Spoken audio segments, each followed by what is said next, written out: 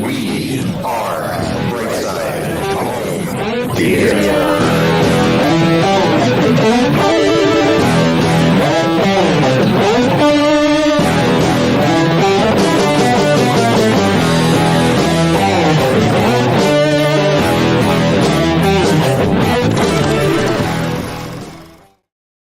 Hey, home theater nerds, welcome to the Brightside Home Theater Podcast, a home theater podcast that's all about the experiences. And Todd, how you doing, buddy? Todd Anderson from AV Nirvana, streaming live at AV Nirvana as well. So, how we doing, buddy? Things going well? Yeah, great. That was a neat opening. I love it. Oh, you've never seen my opening before? Oh, I've seen it, but not like this. Not behind the scenes. Exactly. Yeah. The sights, the sounds, the crackling noises. Oh, behind the scenes. Yeah. So I'm having some equipment issues today. It's all my fault that we are running late.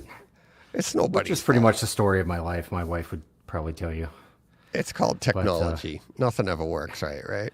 Yeah. I'm trying to hide out kind of in the back room of my basement because my family's upstairs, the dogs are upstairs, and they didn't want to hide out, and keep from running around where the other area that I like to set up in. Yeah. So it's a beautiful backdrop. I don't know. I'm thanks. like, it's. You should just do a live stream of whatever goes on in that room. I mean, look at that. Well, this is my this is the back game room. Yeah. The back game room. This is where you have a front game room. You have a back game room. Yeah, we should do a home theater, one of your home theater tours sometime, and we could do a walk around. What? Yeah, when I get time to edit the 3 I got sitting in the queue. I'm already in trouble for those. Oh yeah. Oh, so. Yeah, this is like the back. We built on a couple years ago onto our kitchen. We had built an addition onto our house to make the kitchen bigger, and this room opened up. I was like, perfect.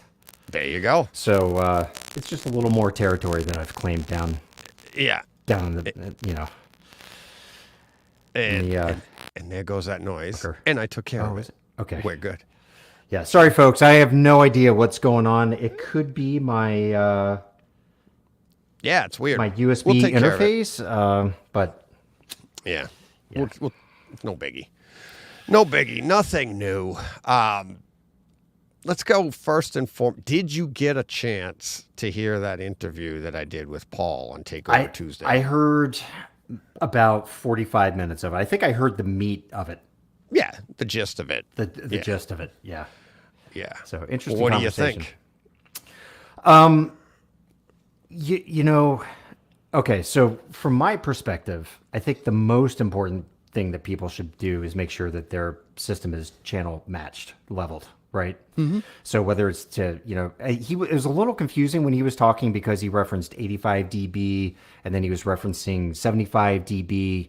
And he kind of mentioned, hey, your AVR is going to send out pink noise at 75 dB, which I believe is the THX standard, and that's why so many AVRs have 75 dB as your reference level. And 85 dB is the Dolby reference level, which is what they mix in studios. Right. So, I mean, yeah, like you were saying, you can listen at minus, what would be basically 6 dB off of reference, and it still sounds really good and really loud. Mm-hmm. And typically when I watch movies with my family, that's about where we settle. Mm-hmm.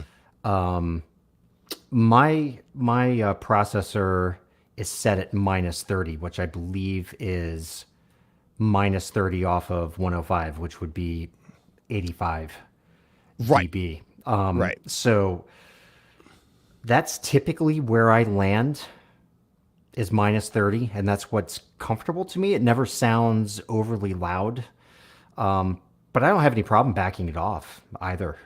Right. Yeah. And that's minus 30. That's not minus 30 off of like 0, off of reference. Yeah, it's that's just minus. the way. Yes. It's the way the processor works. Yeah. Right. Yes, exactly. Yeah, it's minus 30 off of what would be 105, which is the max, the peak, right? Right. So you're, Right. for all intent, like you said, that's 85. So 85, minus 30, it means reference level Correct. for all intents and purposes because Yeah. you're trying to get to that 85. Right. And when I watch on my own, that's usually where it lands. If it's ever harsh, I'll, or I'd say harsh, just too much for the ears, I'll back it off. Yeah. But my, like my wife does not like it at Right. minus 30. So, Well, or and at that's what- reference, so Did you get to the part where we came up with the minus 6 where he was Yes. talking about? Yeah. And it's like, it's the perception in the room, which that's what I found super interesting. I did too. It's interesting that you can't quantify it though in some way. Well, you can't because it's your brain interpreting everything it's taking in. Like, wow, the walls are really close to me right now, and I'm hearing this noise. So your brain is telling you something different than when the walls are really far away, and you hear the exact same volume of noise. Right. And it's just one of those things that, I mean, what are you going to do? You can't, like you said, you can't quantify it. Right. Because you can't prove what's in your head, Right. or in any, but they did the tests, blind tests with people, and they were like, oh, no, that's louder. And it was like, no, 85 dB is 85 dB. It's like, Right. And it's psychoacoustics. It's just. right. Well, here's the funny thing though, DJ, and I don't know if you'll agree with this or not, but there's so many times when I've gone to the movie theater and it's just been way too loud, particularly IMAX films, where it's just so loud it's distorting. Yeah. And, And that's a hot button topic. We talked about that yesterday in the podcast. We talk about it all the time, like IMAX and stuff. And there it is. And but then that was kind of the idea of set Paul and I off as we heard another podcast talking about music, and people just like it loud. People do. And what I said to Steve yesterday in the podcast was, I was like, we're older now. Congratulations. Happy birthday. You just turned the big 5-0. So you. welcome to the club.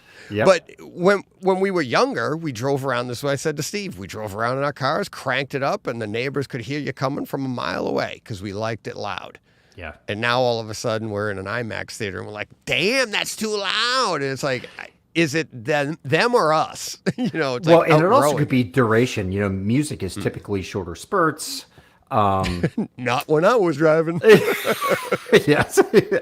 Oh, believe me, I've been there. I still am there sometimes. I know. But yeah, I mean, I think a lot of times in theaters, it's just you can hear the distortion. The speaker, whatever is going on, maybe the speakers are old and not operating properly anymore, or whatever it may be. They're just not, they just can't hack it. I mean, that's one of the reasons why the Dolby Cinema is so much fun to go to. But even the last Dolby Cinema movie I went to, which I believe was The Force Awakens, I think maybe that was the last one. It seemed like it could have been dialed back just a little bit for me. But like he said, they have a standard, right? Because they don't want movie theaters necessarily having that say in what they're going to do. So they don't want to ruin the presentation. So right. But what I liked, the other thing that I liked, we don't have to hash this out all over again. It's been a long couple days, and I'm getting email after email. And what I do find funny, though, is it's a 3-hour podcast, right? And we do get to the meat of it in pretty much the first hour. But I get emails from multiple people, and they'll be talking about something that they just haven't heard us talk about yet in the podcast because they email you right away. Right. And you're like, just give it, and I just ignore it. I don't ignore it. I read it. I'm like, they'll hear it. right. But it's like, oh, okay. But I love the idea that there is this kind of research for us to be able to get the experience that we want. Yeah, right. yeah, And give us some knowledge for that. We're not just looking anymore. And like I've said to numerous people over the last few days, what I really like about the -6 is I just feel like now there's some solid information here, not just, okay, 0 is reference, or in your case, like that's reference. Why? That's what they mix.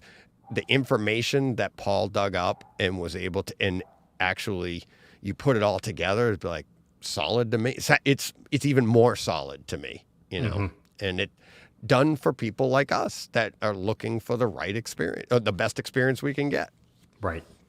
Right. I have to be honest. I had to check today. I had to pull out the SPL meter and go check just to confirm that minus 30 was in fact what reference would be, or just to make sure my system was calibrated to that. Because all of a sudden I was like, man, it doesn't sound overly loud. Because he was kind of like saying, people kind of grit their teeth and gut through it sometimes. And I've never really felt that way myself, but yeah, I don't feel that way at 0. At reference in my room, which is is the same thing, right? Which is the same thing, yeah. I go to 0 and I'm like, I'm not gritting my teeth. Now, some movies sound way louder. Like, you're like, wow, that was mastered louder. And then other movies, you'd be like, oh, okay, it's just normal. But I do like the idea. I'm like, all right, -6, we do this, and then I feel nice. It feels nice when I go to a stream, and I'm like, now I'll go to 0, and you're like, oh wow, it's closer to the same thing, and it's just, I don't know, a lot of good information, and it's a hot button topic. So yeah, for sure. Yeah. Is he?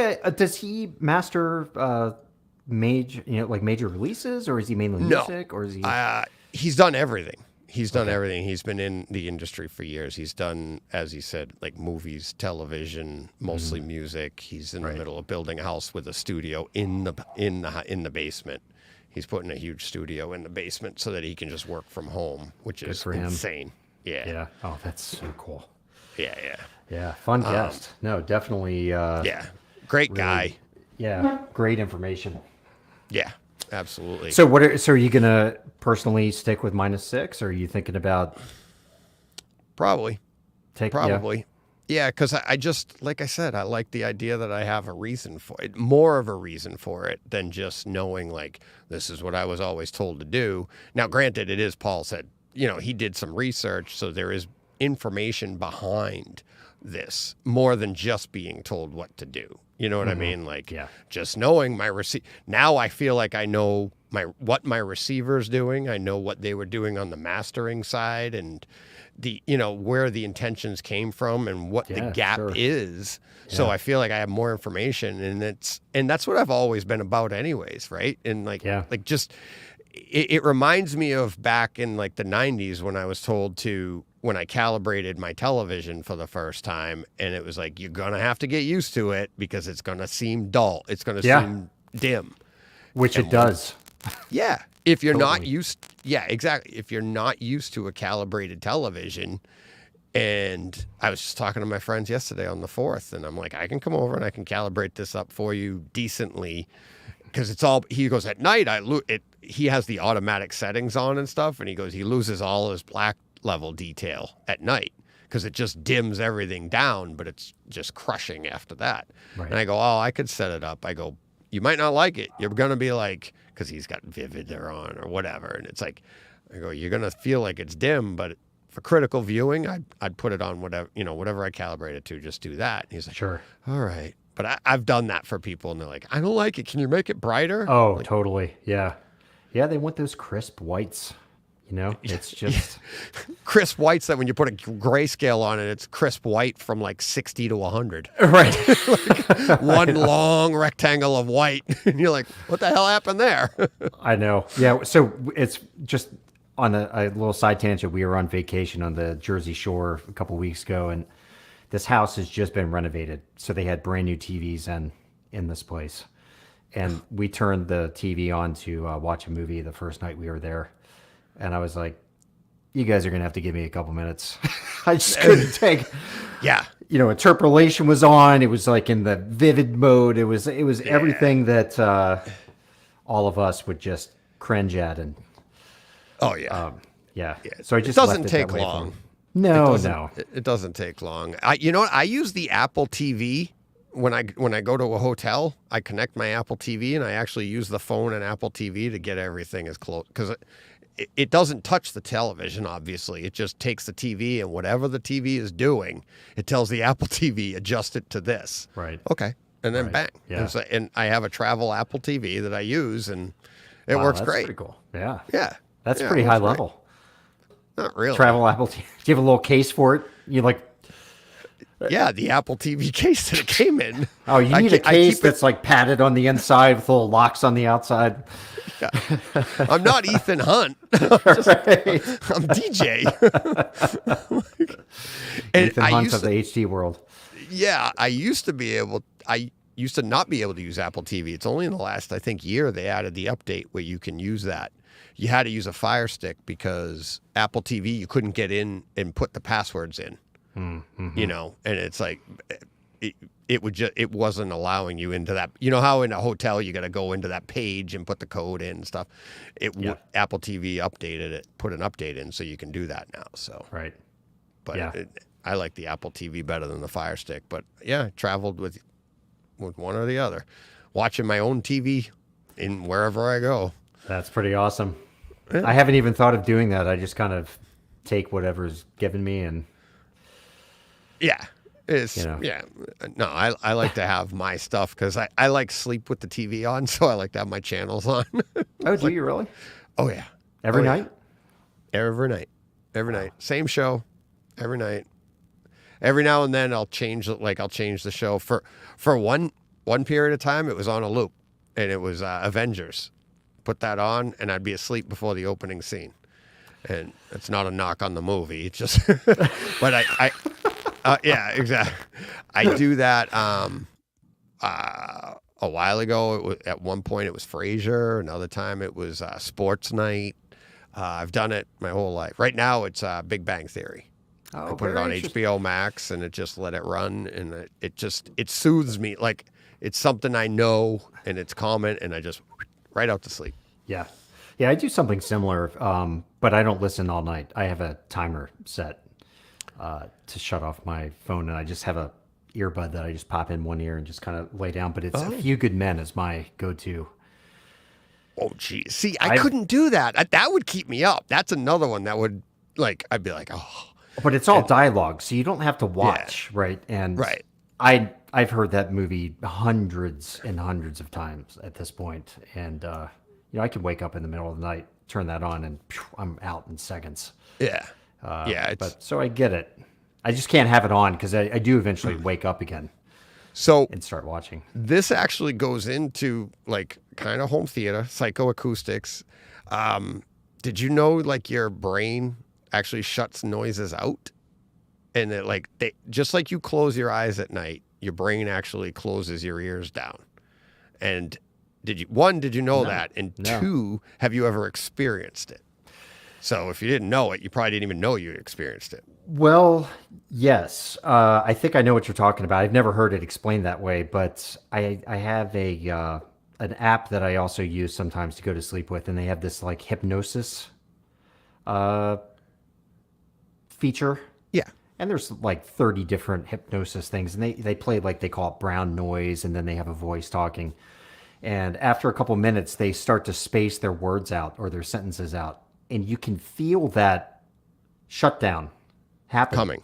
Yeah, it's almost like you get surprised back when the voice comes. You can feel, it's almost like somebody shining a bright light in your face, and you just kind of go, whoa, and then you feel Right. yourself go back down. So is that what you're Yes. describing? So it's if you have a ventilation system going that you could audibly hear, that's usually something like when you wake up in the morning or in the middle of the night, or in my case, I'll have the TV on. It's fairly low volume. It's not cranking. It's just enough that you can, if you look at it, you can hear it.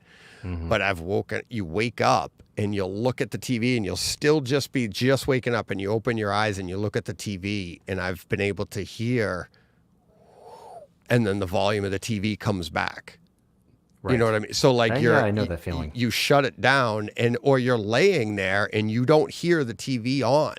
And then just like you said, in that situation where you hear it, it's like your ears shut everything down. Your brain shuts it all down, Right. and just stops deciphering what's coming in. Right. And that's that. I was psychoacoustic type stuff. There's so much stuff going on in there that it's so much interpretation that you're like. And then when you get into that reference stuff, I'm like, I love that stuff. I love learning all that, because it's not just. I was telling my wife earlier, and this gets into calibrating televisions. My wife was looking at me, and her eyes just glazed over. And I was I've like, seen that before. yeah, exactly. Yeah. And I was just like, I just love the idea of what we all take for granted is color. And when I learned about color in college, and luckily I never did drugs. Everybody around me was doing them, but I never did them. And this is one of those topics where it's like, sounds like you're on drugs, but all the colors around you, all it is the light reflecting, right? So you have the full spectrum of light. And I was telling her, like, this blue shirt, I'm like, all the colors are in the shirt. Like the light is going into the shirt. Right. Your eyes are just seeing the reflection of blue off of the shirt. I go, so for all intents and purposes, when you take our brains out of this, nothing has color. Everything's just nothing. Nothing's not anything. It's She a was little like, scary to think about it that way.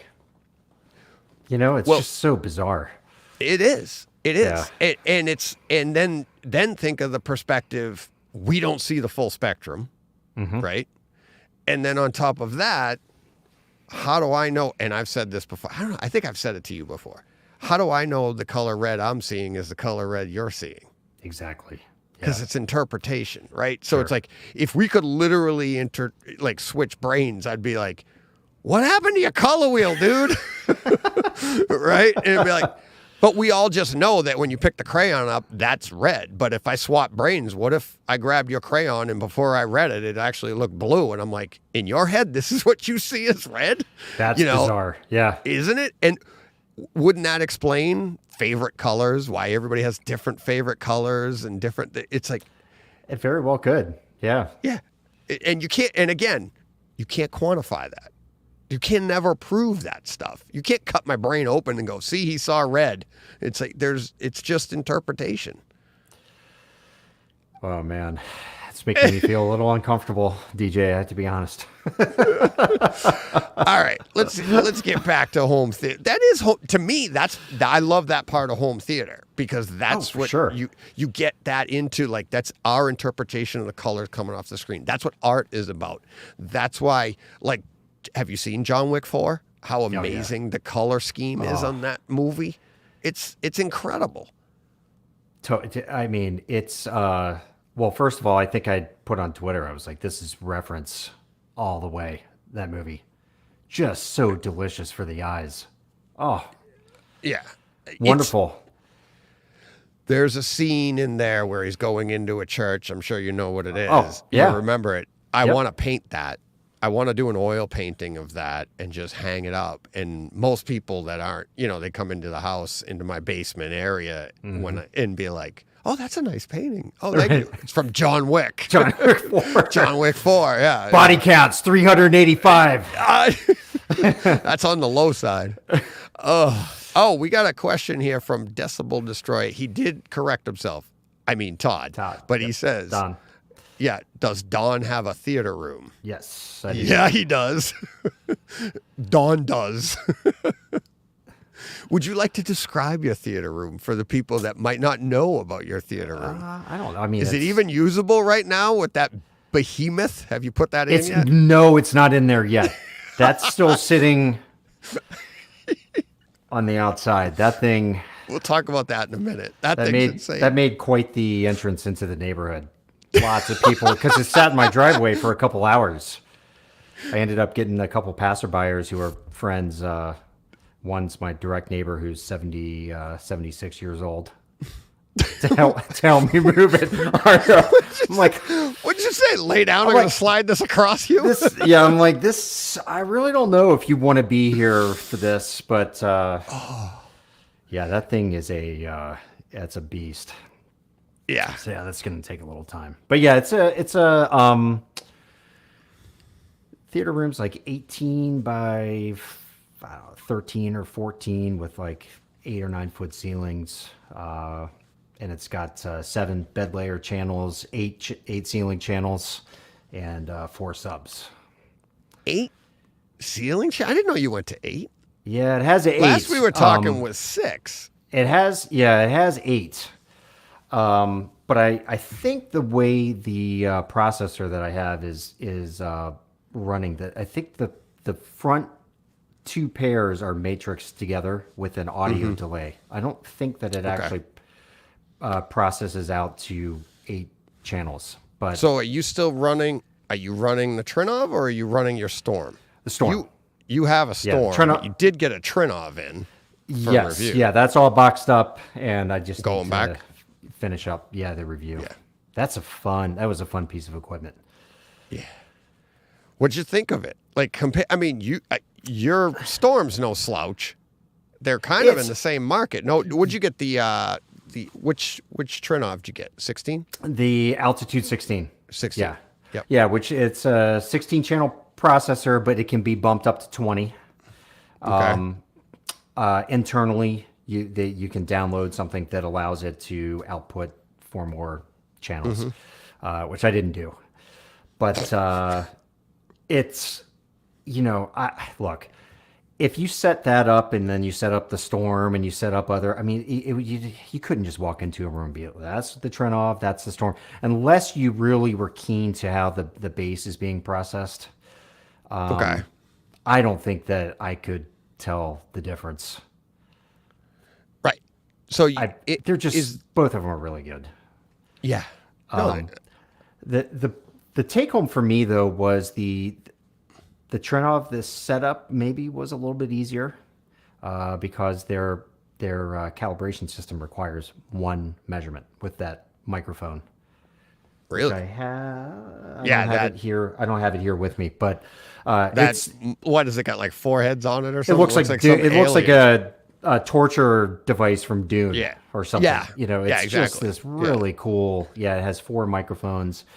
Yeah, you just put that in your center Prime listening position and let it take over, and it calculates height and distance and like all kinds of really intense stuff. And then if you want to get into the weeds, the amount of tweaking that you can do then on the backside once you have that information in your processor is pretty intense, and it's all done there. Whereas Storm uses Dirac, which you have to be connected to the internet for. Okay. So anytime you want to, do any direct processing or remeasure or whatever, you have to connect to the internet, and it uploads, and then it churns away, and then it downloads. So, it's a little bit more time intensive. I still think the results are excellent. It's just different. So, aside from that, though, they both sound really good, and Yeah. I just, it's pretty high level stuff. And that Dolby Atmos feature of, now I'm forgetting the name of it, but it's the visualizer, Atmos visualizer. Yes. Is super I interesting. loved that when I saw it, and it took me all of like 10 minutes to go, what am I going to do with that? So like, if at first it seems like something that you're like, this is going to be awesome. And then how often are you going to use it after that? It's like, unless, I don't know. Do you feel, I mean, it was fun. It was cool to see you using it. And then what was the movie that was it Maverick? That had like nothing, like there was something that you. Yes, yeah, and I thought it turns out that was an error on my end. I think Maverick. Somebody hit me up and said, "Hey, I am making a video." This guy, I believe he's over in Europe, hit me up privately. It was like, "Hey, I watched the video. We were comparing notes a little bit, and he was like, I saw that tweet about Maverick, but I have a different experience on my end. I went back and checked, and I don't know what had happened, but there must have been some sort of error in the system. Oh, it didn't do it right. So rest assured, your Maverick is safe." Yeah, but see, you know what I liked about that though was the fact that we wouldn't say that it held to be true. And it wasn't some, a glitch. Mm-hmm. You could still get a great experience, right? It's like you don't need Atmos or DTSX to get a fantastic experience. You can get it with just talk to Christopher Nolan. Yeah. You really can. It's the one thing that I did like about it, especially with that movie Devotion. Yeah, I haven't seen that yet, but I've heard great things about the home theater experience. It's the attention to detail on their side that the passion that they put into making that is incredible. I mean, it's, I'm sure if you saw in the video, that was like my number one movie that I ran through in terms of the amount of Atmos content that's dynamically encoded. And it's just insane how much is going on in those scenes. So I have an appreciation from that regard. It's kind of like going to a museum and seeing a painting on the wall and you're like, that took 50 years to paint. Like all of a sudden you might say, okay, that's unique. It took a lot more time than the guy over there that threw some paint on a canvas over a period of 2 hours. Not that they're good or bad, but it just makes you appreciate it in a different way. But that's what I love that about that, like the stuff that we're doing, that like, just because this is what we like to do, we build these theaters and then this comes, then we get to meet people and talk about it. But there was something there that we wanted to build a theater or recreate what we had at the theaters. And everybody knows we're just such a small percentage, such a small community anyways. Mm-hmm. But that's what these artists, they're working for us. They're sitting there plugging away, putting these details in, and there's very, very few people that are ever going to notice these details. Yes. And we're the lucky ones that we're not lucky. I mean, we worked at it and we did it one way or the other. We have a theater that can pull out these details, but they're not going to be hung up in a museum. They're not going to be, it's going to be, it's us. And there was a quote in, not a quote, but I heard Ron Howard say it in one of the clips of him talking behind the scenes of Apollo 13, and he was talking about maybe the takeoff or something. And he's like, "I'm doing this for the home. We love doing this for the home theater people." And really? I almost started crying. Yeah, I was like, "He's doing it for me," because you're like, but to hear that from like a Ron Howard, right? Yeah. And it's like I want to find that so I can get it to it, but that's like the gist of what he was saying because he gets it. Yeah. Yeah, they all do. They have to. That poor guy, those people putting those details in there, they have to know that it's going only for people like us, right? It's like, even in the theaters, that's not the same as what we experience. And most people don't even know what they're experiencing in the theaters anyways. And you have to assume they look at the finished product and see all sorts of errors, right? Mistakes that just make them cringe, but we normally don't see that. But, I see SRW 1000. I believe that is Scott from the forum, says that we are in a golden age of home theater. I totally agree, and they did hit it out of the park with John Wick. I only wish that John Wick was... How can I say this? And I don't want to turn this into a gun debate, but just I wish it wasn't centered so much around violence. And I say that because I love watching the movies. I really enjoy them. Yeah. But with a lot of the stuff that's been going on recently, there is a part of me that just, I look at it and I'm like, I just wish they could have done John Wick in a slightly different way. But I don't know how you could do it in a different way. Right. Because it's John Wick, right? Well, it's just like, I mean, look at the 80s movies and you hear, I going through Terminator 2 the other day, you're hearing quotes, Arnold was all upset because he wasn't going to kill anybody in Terminator 2. And he's like, I'm the Terminator. What are you doing? He wanted to kill more people in 2 than he did in the first one because he wanted to outdo Stallone in his latest movie. So it was like, and it's that, but you're right. You look at the real world and you're like, what are they doing? But at the same time, that's what going to the movies is about, right? Yeah.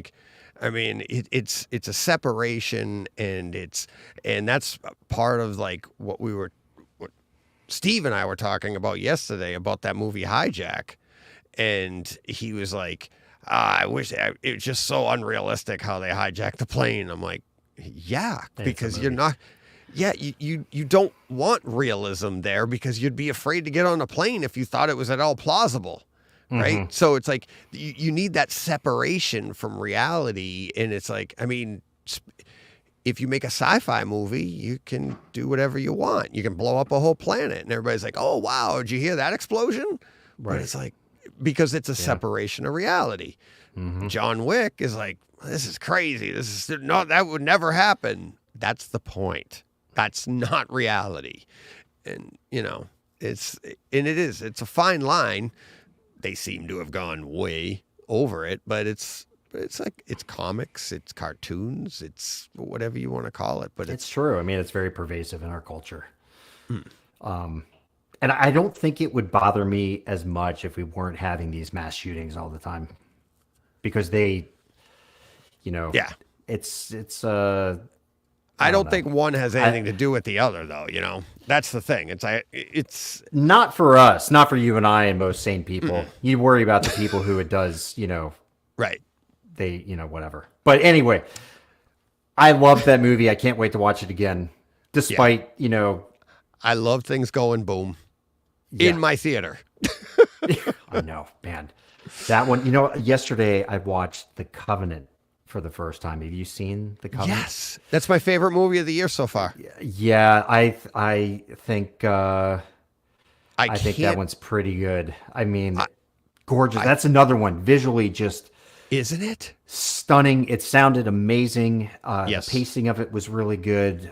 How about those shots? Just the idea, the tone of the shot, but then when he was actually, you have Jake Gyllenhaal in the Humvee or in the Jeep, and he's talking to him, but you don't see Jake Gyllenhaal, but you hear him behind you. Yeah. But you see him in the mirror what becomes his interpreter, and the positioning of the sound of their voices is perfect. But you're seeing Gyllenhaal on the left center of your screen in a reflection in the mirror, but his voice is slightly to the side and behind you where it should be, because he's actually, you know what I mean? And then just look at and then back it up after you're done oohing and ahhing at the audio, back it up and look at the background, look at the tones, look at everything, the cinematography on that shot. And you're like, what the hell? And that's why I'm like, that movie, to me, it blew me away. I wasn't expecting that. I had rented it on Kaleidoscape, and it was a mistake. I didn't know. I thought I just bought it because at that price, but I think it was like a $29.99, what do they call it? Something rental, the Premiere rental or something. Oh, okay. So it wasn't for sale yet. You thought you were buying it, but you actually rented it? Yeah, I rented it at $29.99 and then went to watch it again, and they're like, "No, you're done." I was like, "Son of a." Did you get the shakes? Were you like, I need to see it again. I need my Covenant. I need to see it again. I want to see. I almost rented it again for $30, and I was like, "Nope, I'll wait." And then as soon as it came, every day I was checking, when's it going up? When's it going? And I just bought it right away.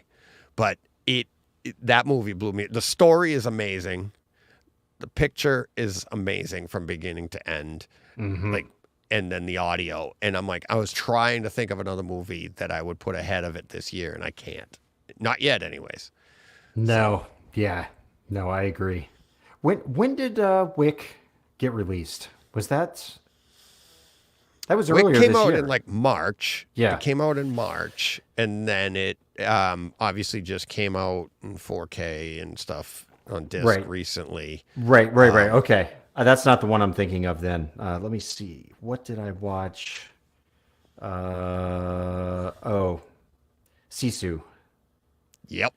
Saw that too. That one I did not. You like that. I didn't like it as much as Steve thinks he jokes, but he's like, that's movie of the year. But Sisu's actually 2022. But yeah, that I liked it, but it's a crazy horror movie type. John Wick meets, the Nazis. I thought it was a little like it was like a poor man's Tarantino. Yeah. Film. I don't know. There was something about it where I was kind of like, I've seen this before. It's kind of Inglorious Bastards-ish, but not as, the dialogue just wasn't nearly as convincing. I know Michael Scott, our reviewer, Yep. on the site, loved it. He thought it was his movie of the year. So Really? who am I to say? Yeah, for whatever Yeah. reason, I just kind of I watched it. I was like, oh, there was a couple scenes that I enjoyed, but in general, it was not doing it for me. So Yeah, it's not like I don't put it up there with Covenant because like it's just two completely different movies. Covenant is actually like based in reality. It's it's actually a good story. It's like it's actually when you watch it, it's two different movies, right? You have the first hour and then the last hour, and you're engrossed throughout. But Sisu's just like, okay, I think what's it, an hour and a half long, something like that. really short. Yeah. And it's just insanely ridiculous, and just ridiculous. Gory. Throwing landmines and it's Jumping on the side of a plane or whatever. yeah, when he was hanging off the back of the plane Yeah. with his was it a sledgehammer or an axe or something that he had? I mean, Yeah. Yeah. so It's entertaining. I was hoping for more out of that one. Yeah, well, I wasn't. Pretty much what I expected. I was like, oh, okay. It's an artistic take on something. Yeah. I don't know. But yeah, let's that behemoth in your driveway. Let's tell everybody about that. When do we get to hear about when's that going in, and tell everybody what it is? Well, it's okay. So it's a infrasonic subwoofer made by a company called Ascendo. They're a German manufacturer, and it has a 30. They have 4 different models that they make, and I have to say, Bigger and biggest. yeah, exactly. This particular model, the Sutherland AV Marketing Group, Todd Sutherland has been instrumental in helping get this over. He's the distributor in North America for Ascendo, so shout out to Todd. He's been a lot of fun to work with. But they shipped this thing out. It's got a 32-inch driver, so it's big. It's a big. I think the let's see, the cabinet is 47 inches high.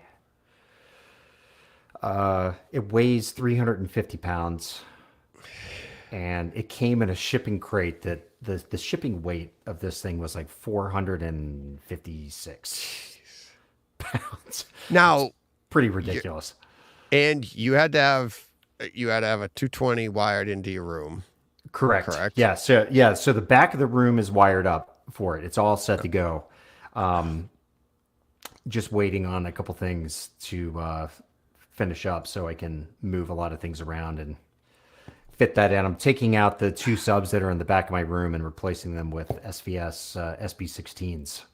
So the back of the room right now has these Power Sound Audio dual 15-inch driver subs. So it's dual opposed 15-inch drivers. It's actually, it was one of their first 2 models that they made back in the day. Okay. I want to say that was probably 7 years ago, 8 years ago now. So those are going because the subs all need to match in order for the crossover from the infrasonic sub to the subs to really work correctly. The crossover at what's it crossover at, like 10? Yeah, it's like 20. It's like 20 or 25.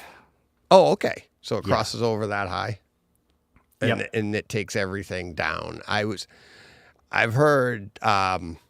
It's funny. Keith Yates talking about this a bunch and getting down to the. You're starting to hear more and more about it. And Yes. I mean, when you met them or something at last year's CEDIA, right? Something I like that. did, Wasn't yeah, that and I where had you him met on a live episode. Yeah. AV Nirvana Live last year, I think it was. But yeah, I went to a showroom in Dallas that had a Keith Yates designed demo room in it. It wasn't built from the ground up, Keith Yates, but he came and retrofitted a room that was already there and made it into his own space. So, yeah. So infrasonics are starting to become a thing. And I guess we'll find out if it's worth it or not. I think it's going to be. I think it is. Yeah. It's one of those. It's just another piece of the puzzle that you're like, all right. When you hear people talk about it, and it's, I mean, for guys like myself and you, if you didn't have this one here, but it's like we're probably 10 years away from this being. It could be. You know what I mean? 10. It's one of those things that's going to be crazy expensive, ridiculous. The technology will change. They'll probably be able to do it in a different way. Maybe not as. They'll find a way to make it cheaper or something, but even more adaptable to a room. I mean, basically, what it sounds like you have is like, okay, I can have this in my room, but then I can't be in there. So what are you gonna do? Right, so, exactly. You should hear what's going on in my room. I hear it's really good. I've never been in there myself, but they've got a 24-inch. I think it's 24 inches. The 32, a 40 or 50-inch driver, and then an 80-inch. So they get bigger and bigger and bigger. Originally, we were talking about the 24, but they just didn't have anything that they were going to be able to ship over because their stock was all going out to customers. That's good. Yeah. So they were moving a lot of those, and they were like, well, let's see if we can get this in there. So, it's going to go behind my seats. There's not a whole lot of room back there. Yeah. And they said that's fine. They didn't want it to go in the front of the room. They wanted it in the back of the room. That's good. So, I know. Yeah. Just screen. I know. I know. It would have been a real problem. Yeah, just I don't think it could have worked. Now, the 24 could have fit in the front, but I would have had to orient it on its side. But, I'm looking forward to getting it in there. Todd, Matt Trinkline. That's with you. Yeah, exactly. Should I start talking about myself in the third person? Todd likes bass.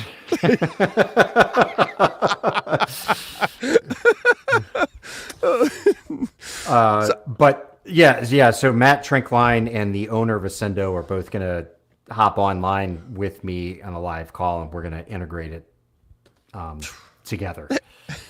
So, I have to bring in some people who know what they're doing. Yeah. And Matt is just a tremendous, knowledgeable guy. You'll probably meet him at CEDIA. He's always there with the Storm Group.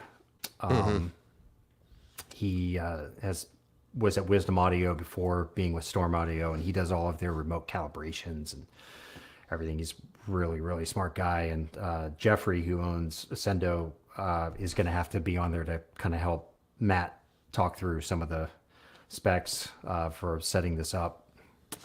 So it's going to be interesting. I hope it sounds incredible. And then we'll take off with some Bass Hunter stuff with that. Yeah. That's in a lot of what I'm hearing about it is it's not going to sound incredible. It's going to feel incredible. It's going to feel, because everything you're getting is below human hearing, but it takes your room to another, like it's the feel that you're going to get that. And there are tracks that have that, like listening to, Keith Yates talk about it. And more important, it was actually, I can't remember what the gentleman's name was that does their installs and stuff. And but they're referencing different movies that have like 5 hertz in the track. And they're correct. Like, oh yeah, you get to this and you put this track on and blah, blah, blah. And I'm like, oh man. And I love that stuff. It's like, I don't have it in my room. It doesn't make me want to run to my room and go, no, because there's nothing there. I'm not getting it. But sure. it is still like the future, whatever, potentially can be coming someday, Sure. And we're gonna do some educational stuff with Ascendo. Because they basically were saying, look, even if your subs are rated down to 16, by the time your sub is getting down there's a lot of distortion. There's a lot of things that are muddying up because the speaker just can't handle it as competently as it's handling 30 and 40 hertz and things. So this guy is supposedly able to handle all of that without introducing distortion and things like that. So we'll see if the lower end of the 20s is even cleaner. I don't know. Yeah, I just hope I never hear this thing on full blast because it will just blow my house down, literally. Well, I was also hearing that but I'm also hearing the power draw too. That it's like it can only take like for certain scenes they can only get down so low. Even the audio being delivered to it when they're mastering this stuff, they know it's like it wouldn't be able to draw enough power if you made it last too long, or if it had to do too much work. It would actually it would just die out. It would, you know what I mean? It's kind of like what you were saying about the subs getting to 16 hertz. This thing doesn't have a problem at that end. It's actually getting the power to it to be able to move that. And it's right.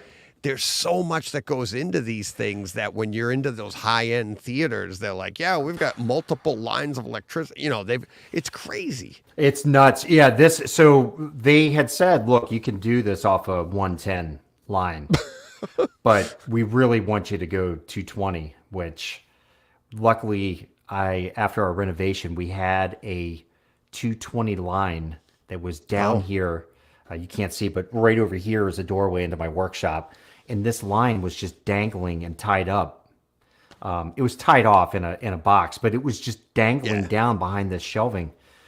And I had my electrician, this awesome guy that lives about 2 minutes away from me. He's done a ton of work down in my home theater for me. I called him up and I'm like, I need you to come look at this. And he was able to run that with very minimal cutting of walls and stuff to the back of my theater room. So this thing has a 6,000 watt amp on it. Jesus. I mean, that's just crazy to think. Your pinball machines are gonna dim. The whole neighborhood's like, yeah, it'd be like from Christmas Vacation. Like, oh, Todd's watching Interstellar again. Right. Oh yeah, I mean that's one of them that I want to definitely investigate and see what's going on. But it's going to be exciting. You know, I've tried to explain to my wife that it's all going to be calibrated in a way that this thing is not going to blow you away when it's on. Right. It's kind of like a Ferrari where you're going 25 miles an hour most of the time. But yeah. You know. Yeah, but when you want to goose it, it's going to goose it for you. It's going to hit that low. It's actually just going to fill in. Your room isn't going to get any louder. It's not like you're going to be like, you know, from the, you know, what is it, Maxell commercial. It's nothing like that. It's just all of a sudden you're going to be like, wow, there's a little something extra here that I'm feeling that I never felt before. That's the plan. Yeah, the plan is not to have walls crack, foundation crack. That could happen. You might hear rattles you never heard before. That's exactly right. You know? Yeah, I'm sure, because I do not have a room within a room type of situation. You may. I might have a house on top of myself. Mike, right? Explaining to the wife is always the fun part, right? It is. Sorry, honey. I don't know about you guys. Like you were saying earlier, where the eyes just kind of gloss over. I mean, my wife doesn't really want to talk about home theater stuff to that level. No, definitely not. The only time it was like early on for me anyways, was just the money, right? And it was, what are you spending on and what did you get now? And you learn early on, it's like, if I can just get it into the house and into the rack, she won't even know. And by the time she notices, if she notices, oh, I've had that a while. Like, right. Oh, okay. Yeah. So if we've had it a while, we survived the purchase. Right. You know, not like, I didn't tell you we couldn't eat this week. I didn't say anything like that. Right. We've had it a while. And You're at the a while food might bank. have been 3 hours. Right. Yeah. But. Yeah. I mean, I would never. Well, let me take that back. I'll never say never, but this is not something that I would probably have purchased on my own just to play around with. Just because the price, it's like $37,000, I think. Yeah, it's pretty up there. So yeah, for a few hertz. Yeah, I don't know. That's what I'm really curious to see. Like, what do you get out of it? If you have soggy pant legs, it's going to dry them for you. That's about it. Right. It's like, oh. It's going to look either absolutely incredible or absolutely ridiculous in the back. Ridiculously incredible. Let's go with Yeah, that. I think so. I can't wait. I can't. Yeah. When's the time on that? When do you think it's going to be installed? Hopefully by mid-July. Oh, a You couple know, weeks. Yeah. Yeah, I'm hoping that it's going to be sooner than later. But a lot of it depends on when Matt is going to be free. Yeah. So he's a busy guy. Yeah, I'm looking forward to that. That's gonna be fun. How long are you keeping it for, or are you keeping this thing?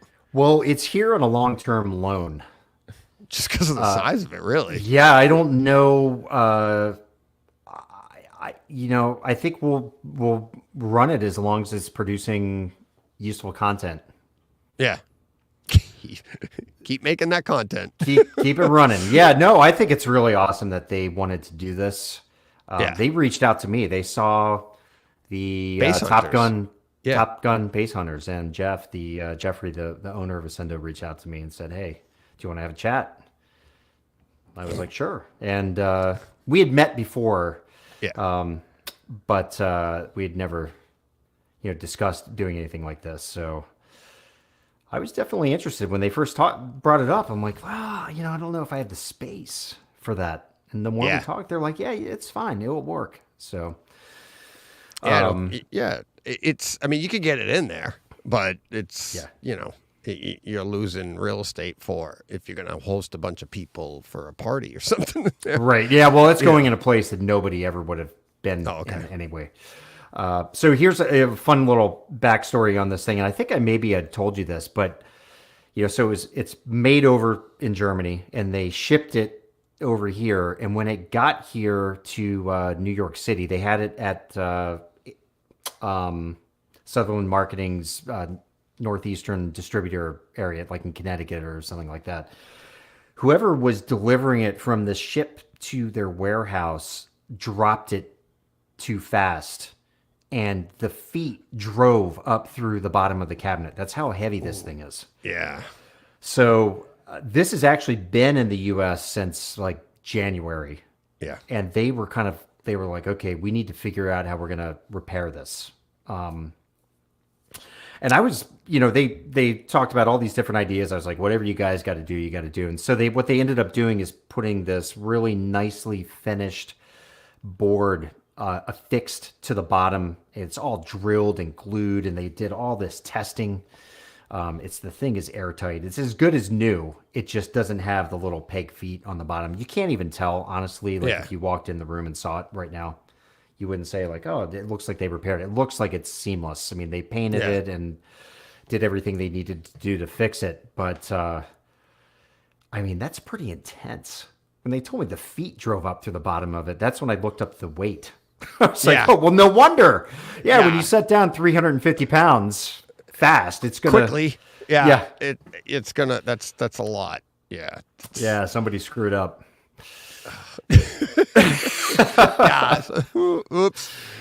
Well, But, it could have been as simple as a fork truck or something. The pinch truck didn't know if whatever they were moving it with, and it just, thump, it's not good. Not good. And it's not something you can just send to your local like hi-fi shop to get repaired. No, I mean, it's so true. Oh, I wish you could feel the surround on the driver. It is this thick. I mean, when you touch the driver and try and push it, you can't move it. It's so rigid. The rubber I wouldn't on it. even try. Why did you? I can't believe you did. I'd be afraid. Like, I don't want to damage it. It's like an attractive nuisance. You're just like, do I touch it? Okay, I'll touch it. And I just wanted to see if that rubber was loose and the driver had a little give, but no, that thing is, it What almost if you put feels. your finger through it.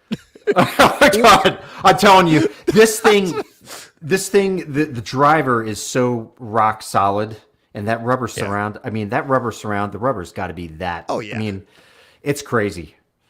So I'm sure when this thing really gets moving, if somebody pushes it hard, it's got to be able to. I mean, the motor on the back end, the magnet's got to weigh 150 pounds. Thing's gonna be dancing across your room.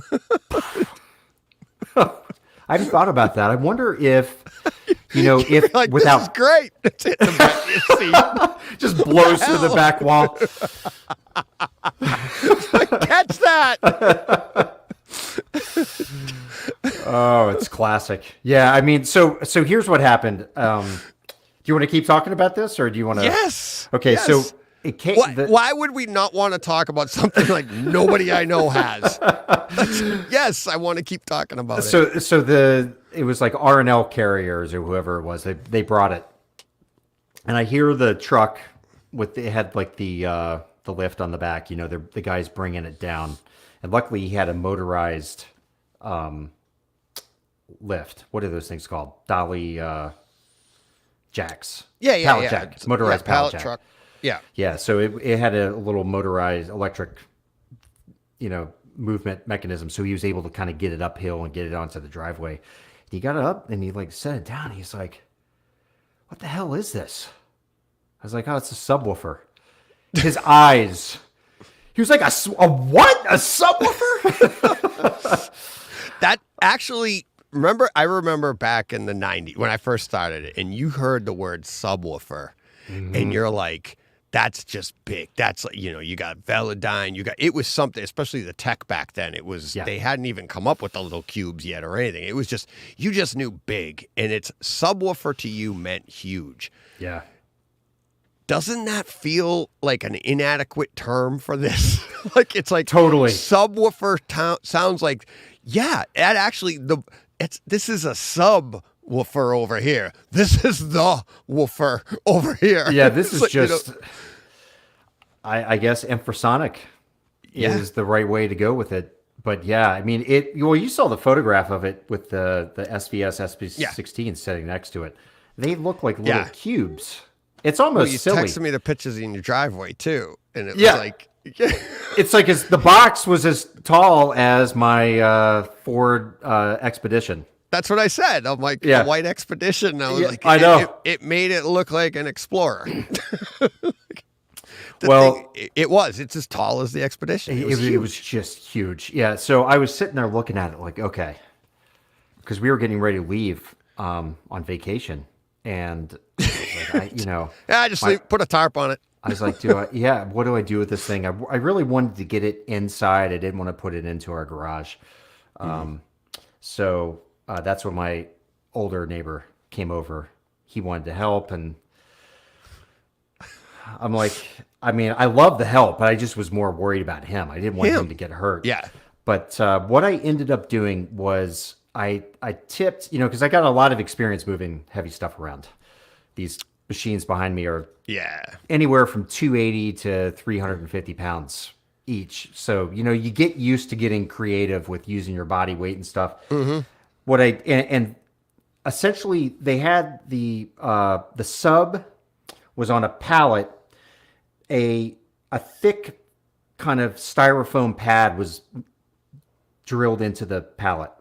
Okay, screwed into the pallet, affixed to the pallet. And the sub was sitting on top of that. And then the box was slid down over top of the sub, and that had padding on the inside. So I instantly clipped the straps. I didn't realize that the box, right? Yeah. So all of a sudden, the metal straps. Yeah. Yeah, I clipped those banded off together. Yep. And all of a sudden I was like, okay, well, now the box on the top can wiggle and the speaker can wiggle, but the platform and the foam on the bottom, the styrofoam on the bottom is affixed. It's just sitting there. So what I ended up doing was I tipped the sub down onto its back with the box, but left the crate on the ground, right? Does that make sense? Right. Yep. And then we moved the crate and then put some cardboard down the ground and then lifted the sub back up on top of the cardboard. And that allowed me to get my Escalera. It's this motorized dolly that I have that has these special attachments called the big wheels, which really came in handy. It allowed me to get that under there and get it strapped onto the dolly. So then we basically had the sub with the box, still protecting it, strapped on to the dolly. And then luckily another guy walked by. He had just finished working out or something. He was like, "You guys need help?" I was like, yes. The 76-year-old guy's under it. No, we're good. Right. So, and what you can't see is my house. You know, we have our house, and then our yard goes down. Yeah. And you can either go down a hill that's paved, or you can go down some grass and mulch around to the back of our house with doors into the basement. So you have a walk-in basement. Yeah, a so we walk-out took basement in the back. a walk-out basement. Yeah, and the doors, because of these games, when we renovated our Double house, doors. I had to put double doors in because it used to be a single door, and that was a total nightmare getting games in and out because we're talking about like very little tolerance. Yeah. So we got it down the grassy side in the mulch, and that really helped slow it down and keep it under control. And then the escalator was able to walk it up the steps into the basement. So it wasn't that bad once I figured out that we're going to get this down, get the pallet off of it and all that stuff. Yeah. And then we got it into the house, and they all left, and I went away on vacation. When I came home, I took the top of it. Actually, maybe I took the top of it off before I left, but I quickly realized that it was so big that when I lifted the box up, it hit the ceiling. So I had to tilt the whole speaker again and lift the box off and then get the speaker. I did that all by myself. I was like, I was not going to call my wife down and say, hey, I need some help. Yeah. And then it's just kind of sat there since, just waiting patiently. But it's pretty intimidating. I bet. And so how do you, I've talked to you about this before, but how do you like maintain calmness? You get all of these pieces in, that's sitting there, and it's like, I'd be like, I just be bugging out. I don't know how. I can't do. I admire what you do, all the reviews you do, the equipment you get in, and then it has to go back out. And it's like, how do you maintain like a levelness of being like? I mean, you have your system, but you're going to add this, and whenever it is, it's going away someday. Someday, yeah. And then. How do you do that? How do you manage that? It's this part of it is just the stress, at least for me, of the things that I haven't done yet. You know, I have a whole bunch of equipment waiting. So it's I think about that and the new stuff that comes. It's very easy to just mentally just put that aside and forget about it. Yeah. So that's kind of how it goes. You know, right now I'm thinking about HDMI cables. I've got thousands of dollars of cables the company have sent me that I'm, getting ready to start filming all of those episodes and getting that stuff ready to go. And I've got some headphones and the brand new LX805 Pioneer Elite receiver is getting ready to get installed here. So, it's just kind of like my head just is thinking about that and how I'm going to work that into my days of also covering the industry and taking care of emails and website stuff. And it's a lot. It takes a lot of time to manage, to juggle all these things, and then still be able to enjoy movies. It's tough to sometimes. Yeah. I know. You say it all the time to us. You'll be like, how do you I saw you just said it recently to Steve. Like, I don't get to watch what you like. Steve watches a lot. Right. And it's like watches a lot. Hats off to him. And it's different. But hats off to you because you're doing the work so that other people don't have to. We could just read your efforts and then we don't have to do that. We can just watch the content or listen to headphones. But you're doing all that work. But then you still do have a theater and you still do enjoy movies. Yeah, I love it. Yeah. I know you do. And I love it. It's amazing you can do the two. I could never do it. We've talked to, I'm like, I don't want to do reviews. I like doing what I do. I'll talk about the experience and because that's what I am a love to little do. jealous of that. I mean, but I also kind of work by my own clock. I'm sure some of my good PR friends out there would tell you that there's times where they get a little frustrated where they're like, hey, let's pick it up a little bit. But just for my own sanity, I just that's how I am. I just kind of plod along and get her done. I wish I had more time to give to it, but I don't. So that's, you know, and also DJ, it's baseball season. So I watch baseball, you know, a lot of my movie watching during baseball season just nosedives because I'm watching games every day. Yeah. So that's my priority. When I sit down at night, if I have an hour and a half, I turn on the O's. That's my, you know, Yeah. my go-to thing. So, Yeah. you know, that ends around usually in September, but hopefully in October this year. And Yeah, we were sometimes done a week it's ago. July. What's that? Yeah, we were done a week ago. You guys- Sox. Actually, I don't follow it like I used to. I was just saying this the other day to my buddies. I'm like, I'm hoping that when my house is done and I'm done with any extracurricular stuff I'm doing, maybe a year from now, I'll be able to watch baseball. We were actually talking about soccer and stuff and being like, I love soccer. I played soccer. But to me, it's never been one on TV because I don't have that kind of time to just relax and do. I'm like, oh, got stuff to do, and I'm hoping to get to that point. And baseball's like that. Baseball's like you could sit down, you relax. It's like, and I know I said this to you before, but you can nod off. You wake up, you really didn't miss much. You know, like, oh, okay, there's a score, and you just keep on going. And it's like I loved it when my kids were really little, and I was stuck and had to watch them. I could keep an eye on them and enjoy the game and relax at the same time, and I just haven't been able to do that. Yeah. Yeah, for me, it's just this soap opera that builds every day because I, you know, watch so intently. I study stats. Like I spend a lot of time on baseball, studying up everything. And, you know, I just get to know the players and their tendencies and their flaws. I don't really like reading articles written about games and things because the article's already in me. I already know the storyline because I'm watching every single day. So for me, every day when it's getting close to game time, I'm like, oh, I wonder I wonder how so-and-so is going to respond. You know, they've been down for the last couple of weeks. You know, they've been having some trouble with, you know, 2-strike swings. And, like, you know, it's just, I get really deep into the weeds to the point where when I can't see a game, I get really agitated. It's really sad. Yeah. Are they playing right now? What are you They're playing doing? the Yankees. They're playing the Yankees tonight, but I'm okay taking a little break because they're on a little bit of they've lost 6 out of their last 7. But they're still hanging on to second place in the division. They're still leading the wild card, but I think they're just going through some growing pains. They're young, very young team. So just, you know, but I've been there.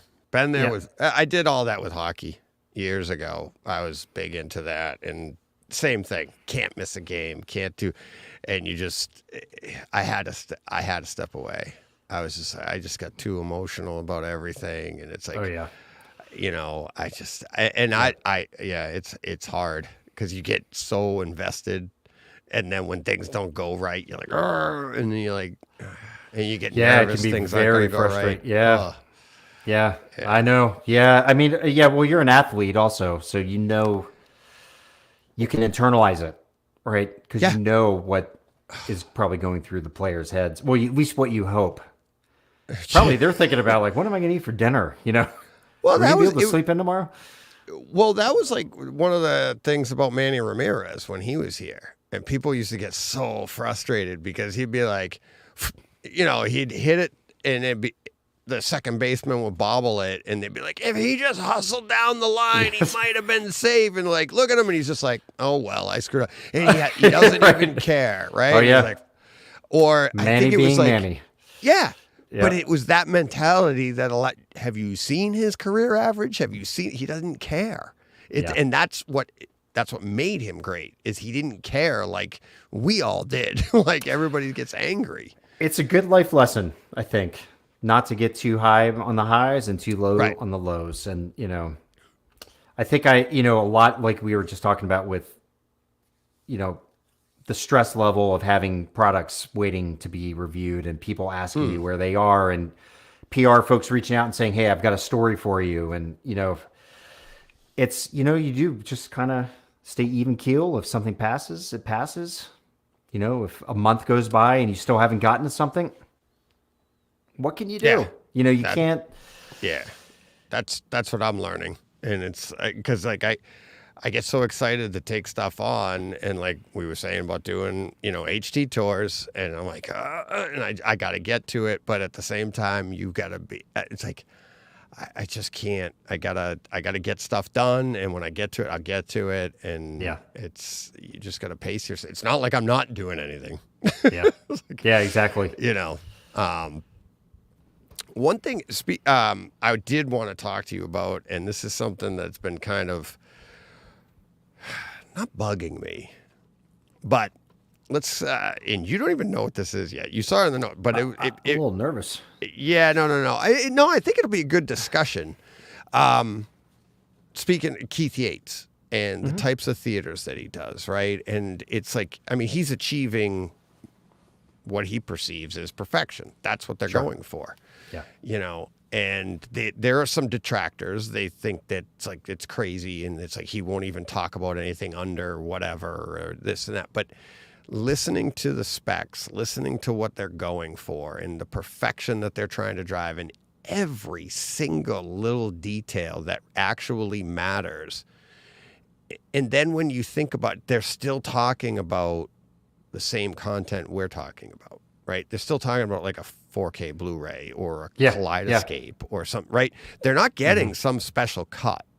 They're spending upwards of, sometimes $1 million more on these theaters because it's built from the ground up, like you said, for perfection in every single way, like from the materials used on the walls and all of that goes into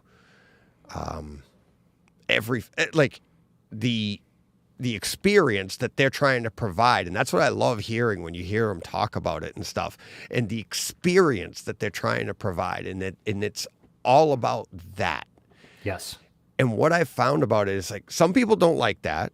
Some people don't want to hear about stuff that's outside their stratosphere because they're just like, oh, no, I've always been like, I don't think I could ever achieve that stuff, but it's fun to dream. Much like the infrasonic sub, right?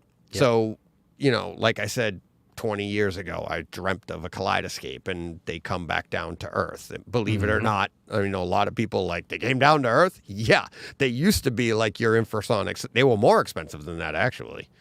Yeah.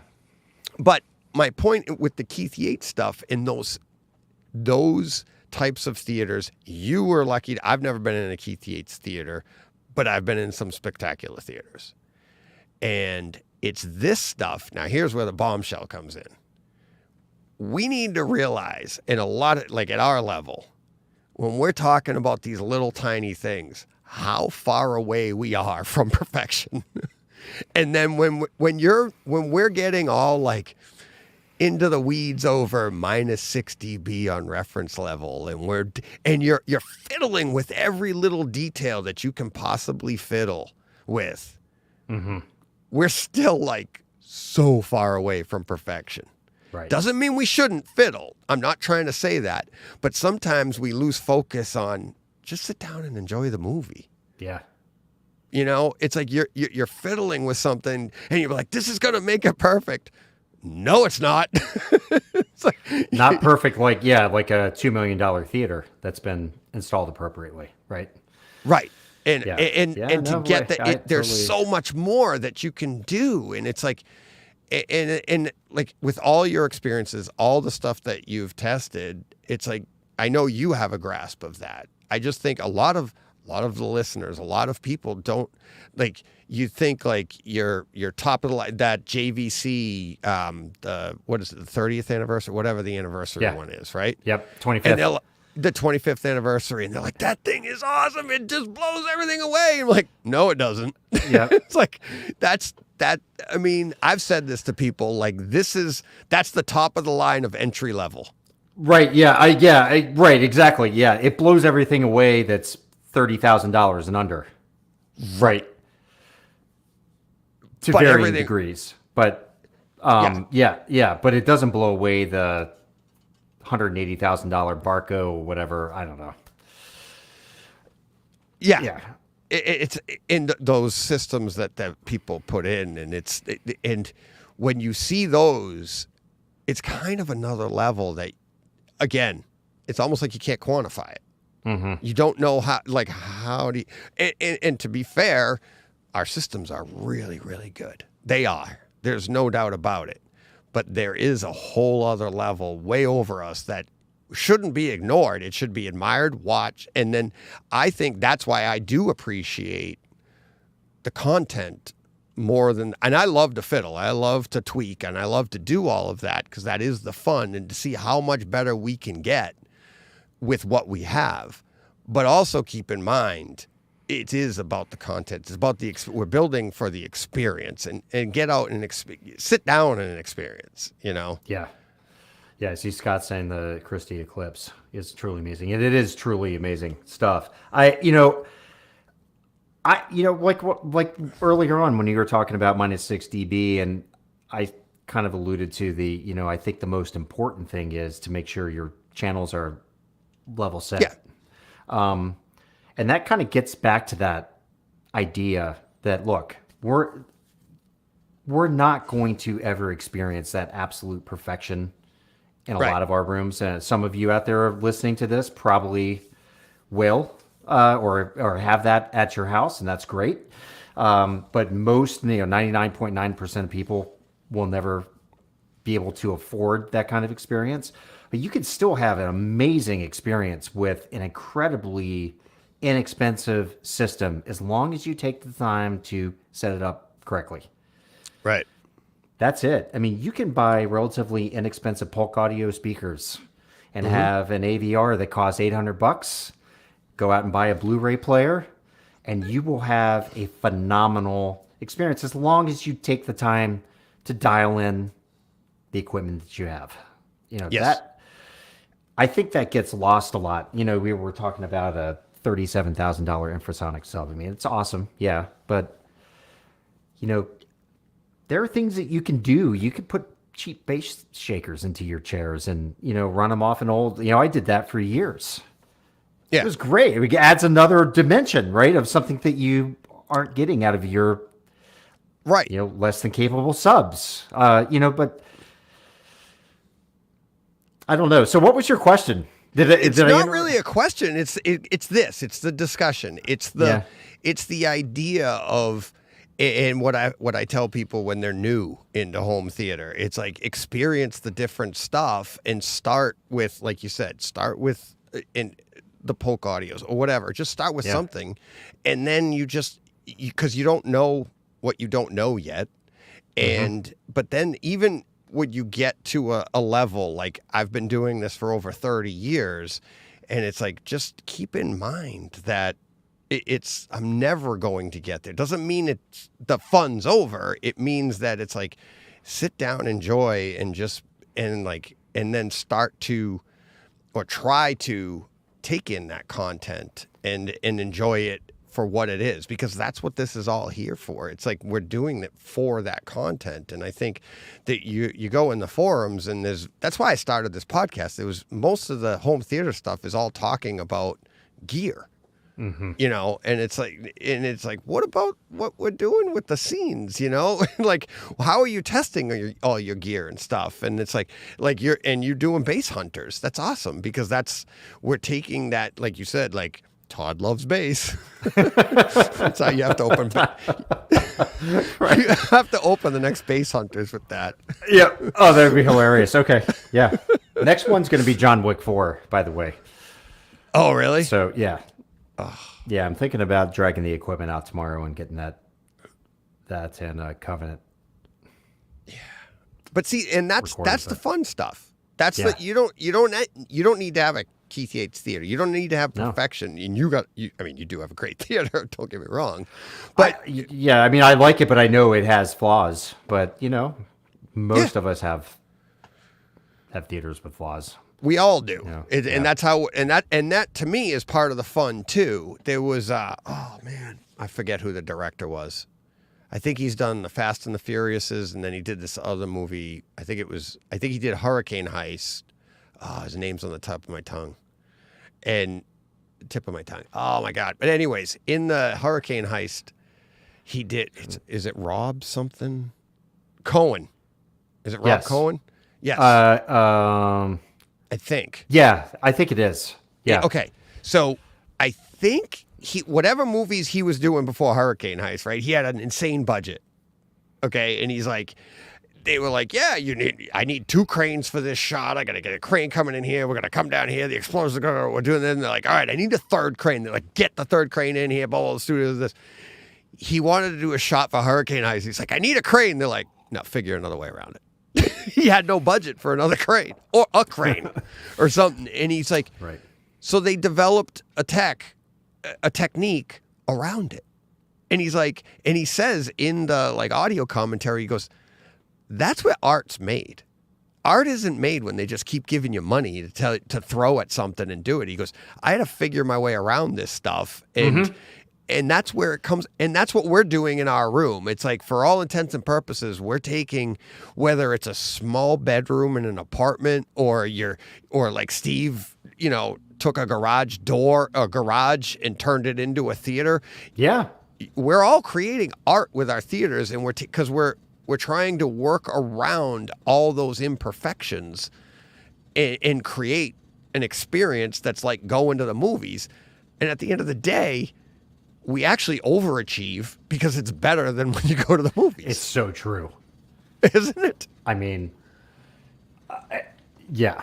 Yeah, and that's ultimately what I want. It's just better than that. As long as I can be better than that, I'm happy. Right. Well, I didn't set out to be better than that. I was just trying to get there. And then one day you wake up and go, they're not keeping up. Right, exactly. Really is what it is. It's like I kept working and working to get there, going to Dolby Cinemas, trying to like experience it. How do I get there? And it's like, I mean, SVS has to just put their ad outside of Dolby Cinema. Like, do you want that bass? Call us. Yeah, exactly. And that's pretty much what I did. I had 2, I couldn't afford at the time, but I started with 2 Frankenstein system of 2 different subwoofers. I don't even know who the other manufacturer was. My father, it was a company going out of business, and they're like, they're selling off a bunch of stuff if you want it. I'm like, yeah. So I just threw it in. It helped, but it wasn't until I went to the 2, SVS's front and rear centered, and boom, you're like, Yeah. What a difference. That's one area where I think we've talked about this before. It's like one of the areas that I think you absolutely can't skip on is the sub. It's you really, can't, or you can. Can't. It's. I mean, if I was a newbie in this hobby.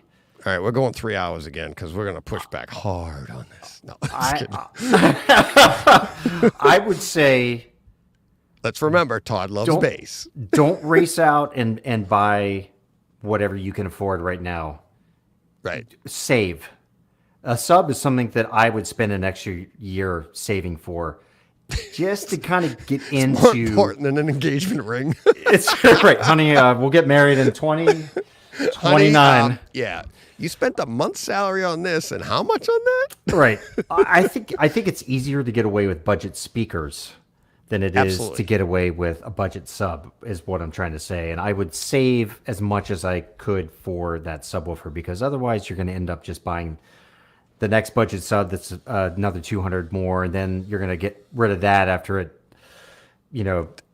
breaks down on you and bottoms out, and then you're going to get the next one, and now you're at $800, and then you're like, well, what I really wanted is, I don't know what would be kind of that good entry level, maybe $1,000, somewhere in there. But I would strongly encourage people to not just buy the cheap.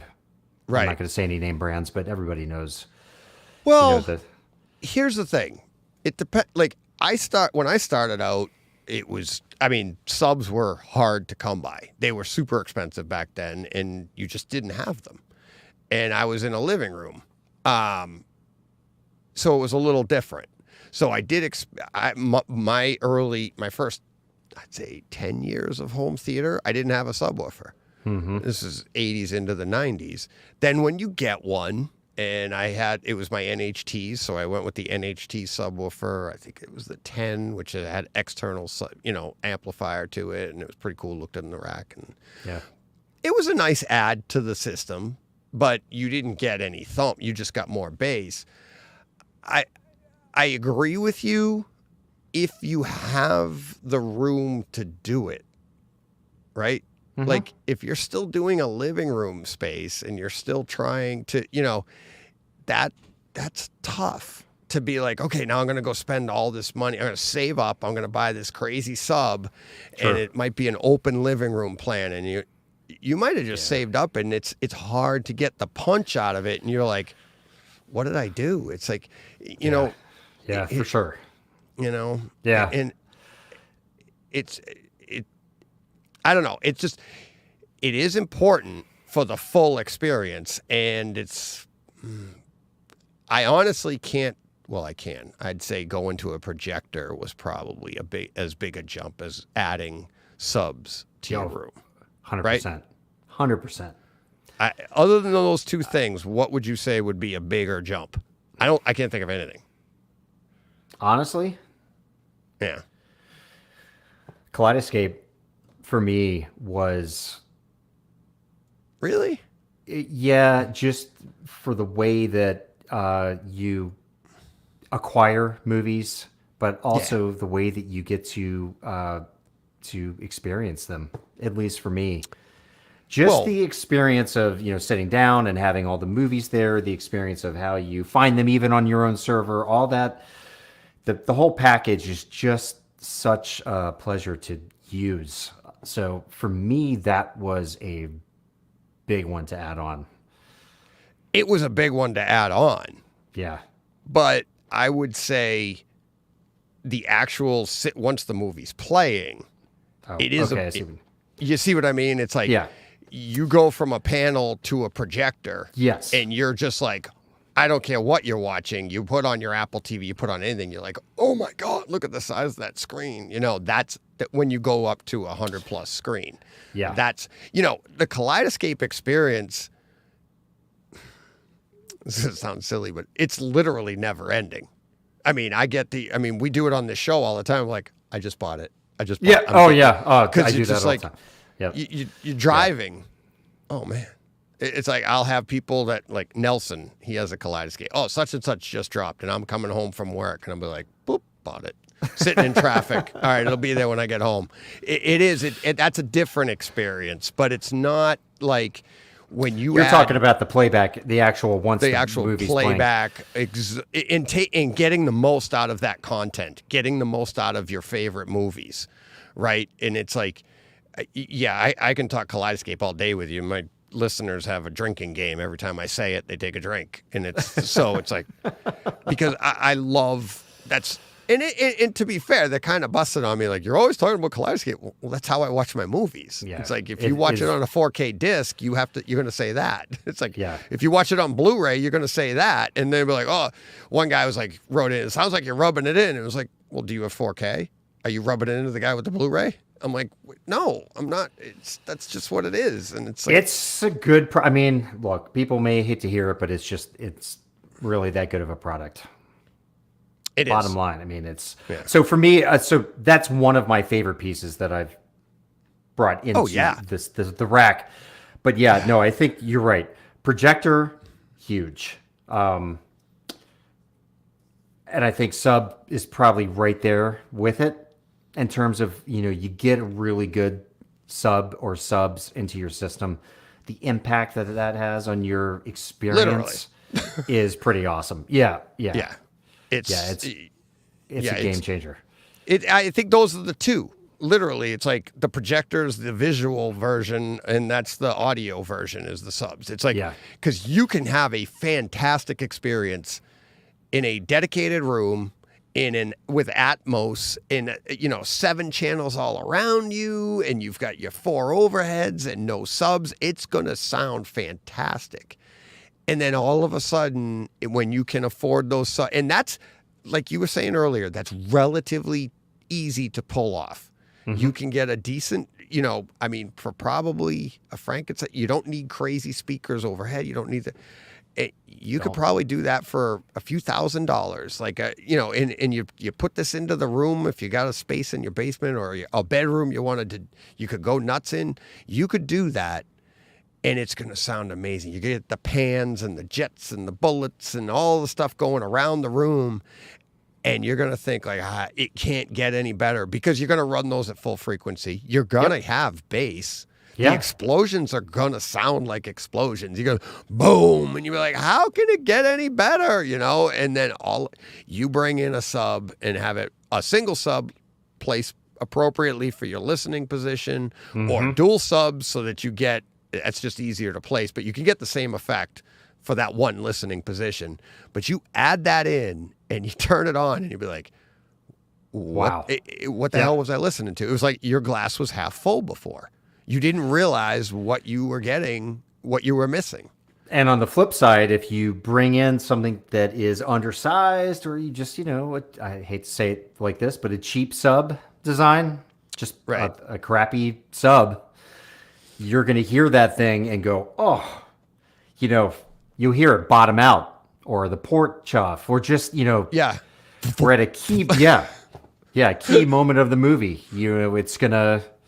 It's just gonna let you down, and that's why I say if you have some patience, save. Yeah, it'll pay off big time. For the speakers, though, I mean, twice a year, Polk Audio has a 50% off sale. Polk makes some very competent speakers. You can pull together a great system for not a whole lot of coin. Right. By buying something like, just being patient, striking at the right time. And like you say, once you get it set up correctly, it's going to sound really, really good. Yeah. And then let it evolve because you'll start to hear like, what am I like? And then go and listen to other stuff and then try to duplicate that. And that's how I did it, right? It's like I put my systems together. And then I'd go and listen to other systems and be like, why isn't my pan as nice? Why didn't it go? It didn't feel like it went across the room the way it did there. What can I do for that? And then you start listening around, then you upgrade something and whatever it is. And next thing you know, you're like, oh, and you're literally learning. I didn't know at the time, but you're getting the ear. You're becoming that audiophile. You're listening for the differences and you're learning stuff that you didn't even know existed, Yeah. I'd love to be a fly on DJ's wall when you get home from CEDIA. So I know what's going to happen. Plane lands, car is going to race home at like 120 miles an hour right to the home theater room because we all do this. Everybody does it. And they want to hear, okay, I heard this demo like 5 different times. Does it sound, similar here at home? And you may just find that you like what you're hearing at home better than what you heard there. And oftentimes it does sound better. I've never been to CEDIA. I've never been to a home theater show like that. I've been to enough demos. I've been to some to other people's theaters. I've been Jim, my projector, I'm working on this one. Come down here, Oh, that's like, awesome. He's like, I got this $60,000 projector that I gotta calibrate. It's in my house. Come down. Blah blah blah. Right. So I've had those opportunities, and what I've found is over the years, and this is why I say the tech is getting so much better now. Everything's so much better. When I was younger, you'd come home and go, all right, I'm not there yet. But the tech has gotten so good that even when and it's, obviously in the last couple of years, it's not exactly been the same as it's been before, but even a little bit before that, it's like you come home and go, pretty much the same, pretty close. And it's like, I don't think it's a testament to my theater. I think it's how close the tech is getting. And how good it has become that even all of the good stuff has come down to our level. So like even the Keith Yates design, it's crazy. You have to actually have special materials on your walls. Now, that's the level they're getting to for improvement because we've gone so far that the tech is so good that we're like, all right, now we got to improve the walls to find some kind of an improvement in the room. Right. That's how insane it's gotten. Right. Which is great. That's great. But yeah, you want to know something really cool about Keith Yates is that he's not. You would think that somebody who's building multi-million-dollar home theaters, and he has these, clients that are building 15, $20 million homes and things like that, that he's probably raking in some good coin. I don't know what he's making off of it or not, but that topic, that discussion is nowhere on his radar. He is so dialed in on the experience that he's giving people. Yeah. That's all he cares about. Yeah. And it's You know, great. It's really cool. And when I talked to him last year at CEDIA, he was telling me this story about this one theater that he had built, and the wife of the family was kind of giving him a hard time during the process, and he could tell that she didn't think the theater was kind of like the most important aspect of the home, and this and that. And he went back to visit and talked to her later, and she told him that she would go into that room every night and just sit there with the lights off, no movie playing, just because it is that absolute quiet. Yeah. And just even that for him just brought a smile to his face. Like, he just loved the fact that he had even delivered that, to her. He has tons of stories about how people just have these, grins on their faces when they do their first showing in the theater, and they take pictures of the families and stuff, and everybody's just like, wow, it's really cool. But I love that about him, that he's not pretentious. You don't get the feeling like he's specking things out and he's getting his cut type of thing. He is so fixated. It's not about the money. And this is the stuff that I'm talking about. Like, we're doing it at our level, right? He's building the Ferraris. We're the Fast and Furious people. We're like, but it's true. It's like, and we're all doing our theaters, whether you, like Steve George had somebody install it for him, but it's like, or you did it yourself. It's like, we all have a level. It's a piece of art to show off art, because all that Keith is doing is taking something and he's trying to, solve as many problems and try and create something that really shouldn't be done in these spaces. Mm-hmm. And that it takes an artistic, creative mind to do all that. And I know exactly, like, when you're telling that story, it's like, and how excited he gets. He doesn't do it for the money. He does it for that, the look on the people's faces, the appreciation they get. Because when I've done art for people, I can't wait to show them. I can't wait to see, like, their reaction. It's not about, and most of the time, like, I've done stuff for people, I'm like, I don't care about, I just want to do this project. I want to do, did I tell you about the time I painted the guy's bike and I put his tattoo on it? Mm-mm. His full back is tattooed. You would never know. He's a businessman and everything, but he has a full back tattoo. I'll show you, I'll text you the pictures. Okay. But he's a big cyclist. And he had sent me years before, he had sent me pictures. I work with the guy. He's a manager at a dealership. And he had just sent me a picture of his back. And then he said, I need some work done. And he has like a $16,000 road bike for cycling. And he's like, I need some stuff touched up on the... Yeah. He's like, I'll take the frame. I'm having the bike broken down, taken apart. I'll give you the whole frame. And I mean, it's one of these frames that you can hold in one hand and do this with, right? It's carbon fiber frame. And he goes, I just want it touched up. So I'm like, all right. So we talked about this in July. And he goes, and then he goes, and you could do whatever you want to it. And I'm like, okay. So, and I went up to it and I got the idea like maybe 10 minutes after I talked to him. I go, anything I want? He goes, anything you want. Okay. Full color tattoo on his back. His frame is like carbon fiber gray with white lettering on the side. So I do all the touch-ups on it, but I black and whited his spine down the top tube. So like it would mirror, like when he's leaning over the bike, that's what that would be. And I ghosted it in to the top tube. Oh, wow. I turned this thing around in like 2 weeks. I was so excited to get this done. I airbrushed the whole thing in. I clear coated. I give it back to him, and he goes, "What did you do to it?" He looks at all the little chips I repaired, and and I'm getting excited. This is Christmas Eve day. I was giving it back to him. Oh, wow. We met in a parking lot to do this. And I'm sitting there and I'm getting like, I can't wait for him to see it.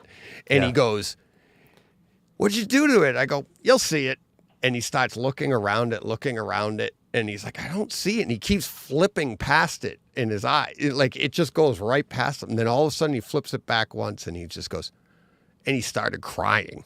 And he's like, "What the hell did you do?" He was blown away. And I was like, "Merry Christmas, buddy." And it's like, to me, I'm getting chills thinking about it now. That's really cool. It's that stuff that you just want to see out of people, that you just like, it's the reaction. It's not the money. It's not this. And, a year later, he was pulling his garage and he crushed it because the bike was on the roof. But that's another story. Whoops. Well, I mean, it happens.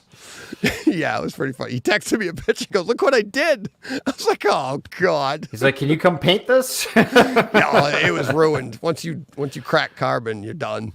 Yeah, but it's exactly. that stuff. I've done that on Harley bikes. I've done that for people that you're just so excited to get it back to them. That's really awesome. And that's I can relate to that. It's like, he's making millions or charging millions of dollars, but he's doing millions of dollars worth of work. Mm-hmm. But it's not the money. It's the reaction. It's the appreciation. And and that's what he's all about. Yeah. Yeah. It's and that's what I love about this whole hobby, whether people realize it or not. It's like, we're doing art, we're taking in art, we're doing all of this stuff, and it's like, that's what makes this thing so much fun. And the other part is the engineering of it. I love that too. The marriage of art and engineering. It's just, it's so much fun. It's pretty cool. I mean, we are really blessed to be living in the golden age of home theater, without a doubt. I mean, what if it's not? What if it, what if it gets better? And what if it could get better? Because it's only gotten better, to be fair, right? You think of where we've come from, and we just, I don't know how much better it can get, though. I'm going to go out on a limb. I think that this could be the end of what we know as home theater coming. And on that note, everybody, have a great night. Good night. Todd loves bass, but this is the end. I think I have a sneaking suspicion. I mean, well, you saw what Apple came out with. Yeah. You want to discuss that? I have my thoughts. I think that just based on the consumption habits of young generation right now, who watch TV on their phones, like we all do, but a lot of their content is consumed through iPads and telephones and or smartphones. I just have this sneaking suspicion that home theater, the large screens, the big equipment will all go away, and it's going to shrink down to something that you just put onto your head. And it makes me really sad to even think about that, because I do enjoy the social aspect, even though you're not talking necessarily during movies, but you get to share laughter or have the offhand remark to somebody, or be able to chit chat about something that's happening during a really good movie. That's always a lot of fun, and that's going to get taken away from us if we all shrink into these headsets or eye sets or whatever headgear, whatever you want to call it, virtual reality gear. Right. But I just think that it will get to the point where it's really good, and it's going to be so convenient that people are going to go that direction. Whereas, what you have in your room and what you're talking about building, that's not convenient. You need a big space, and it's heavy equipment, and it's super expensive. And that Apple device, whatever the name of it is also very expensive. It's what, $3,500? Yeah. That will come down. Yep. But if they can pull off an incredible experience and you can see a 100-inch screen, I don't know. See, I don't think. All right, Ara and I had this conversation like the day it came out, and he texted me. I think I might have disappointed him a little because I wasn't as enthusiastic about it as he was, and it's because now I like it. I love the piece. I'd like to get one. I think where you're gonna see that utilized is in like you and I talking to each other right now. It'll be like I'm in your room. It'll probably be able to. They'll have a tech where it's like we'll be sitting at a table together. And then the best part would be is I could totally see that we would be able to broadcast it live, and I could put you in my room or you could put me in your room. Yeah. And then what they're watching on YouTube is us sitting at a table together, and we feel like that's what we're doing. So it is going to bring us closer, right? Because that's what we crave. And this is what I went into with. It will become popular, but I don't think it's going to replace home theater. I don't think it's going to replace certain things because everything you just said is true. But if everybody I don't see people that are into home theater now stopping and getting this and saying, I'm done with home theater. What I see is people in addition, like people that aren't into home theater already, getting their home theater this way. You see what I mean? So they were never going to get a home theater anyways. I think we might be saying the same thing, but I don't think home theater is our going timelines anywhere. might be different. Yeah, for you and I, folks in our generation, maybe home theater will continue to exist as it does. But I think the people coming up behind may go in the other direction. No, and here's why. Why I think it won't. Human nature, we're pack animals. Like you said, it's not just a wish. It's not just a hope that we don't lose touch with people. It's an instinct. We don't want things on our heads. That's why when we do put them on, we feel odd. And Apple's trying to answer that with, I'm going to show your eyes, and when somebody comes in, you can see them. But we don't like, it's outside our nature to be inside something and away from other people, right? Right. Yeah. Cover a dog's eyes. They don't like it for very long, right? They're pack animals. They don't understand it. We don't like it. It's not within our nature. It's not in our instinct to do that. So we'll do it for a short period of time, but we're not, I don't think we're going to turn into that as a species. I hope not. I don't think, I hope not. It's Wall-E. never worked before. Have you seen Wall-E? Oh, of course. Have you we seen just- Ready Player One? They're like floating around. Yeah, I mean, they're like Yeah. on those chairs floating around with the. I mean, it makes me nervous that it could go that way, but I guess I look at it as something very similar to the iPod, which really took a lot of people away from. I mean, not many kids are going out and buying large stereo systems, right? They have their phone with the AirPods, Right. But we had been doing that with Walkman CD. We said when the Walkman came out in the 80s where you could put your tape in and you can literally walk, that was a big deal. That was insane. Remember the orange foam? Oh, yeah. Headsets. That was a big deal. Yep. And then, I mean, all the iPod is a refined version of that, right? So we were already down that road. Yeah. Think of every iteration of us putting a big headset on our face and separating ourselves from the world. It has never gone the way of the Walkman. It just hasn't. It's like even the Walkman itself, you'll put your headphones on or your earpods on and going to the iPhone now, you put the stuff on, but then when you get someplace, you take everything off when you're with people.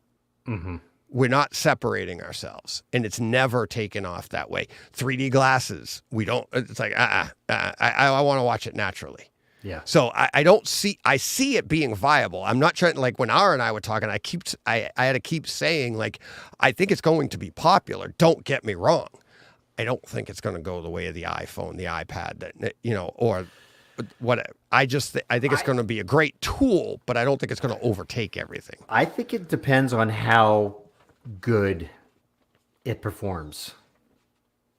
If you can put something on your head that is like mind-blowing, we're talking like an OLED, 85-inch OLED experience where your jaw's on the ground, you're just like, holy You're cow, still look not at going to those get that blacks. sound, though.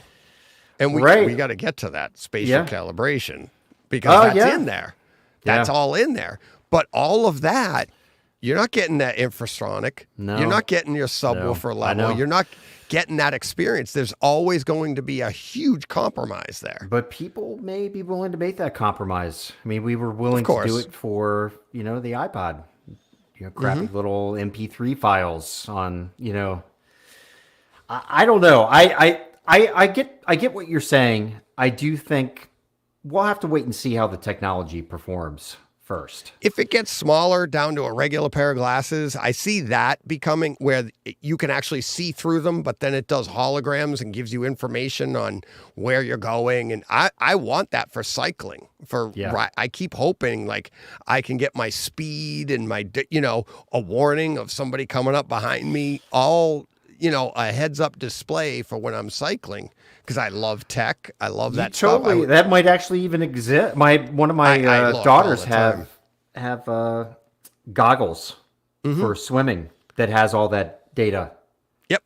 That projects up inside, so when they're swimming, they can see that kind of data. What do they see? Heart rate, maybe? Heart rate? Yeah, speed, I'd have to ask them what it is. Yeah.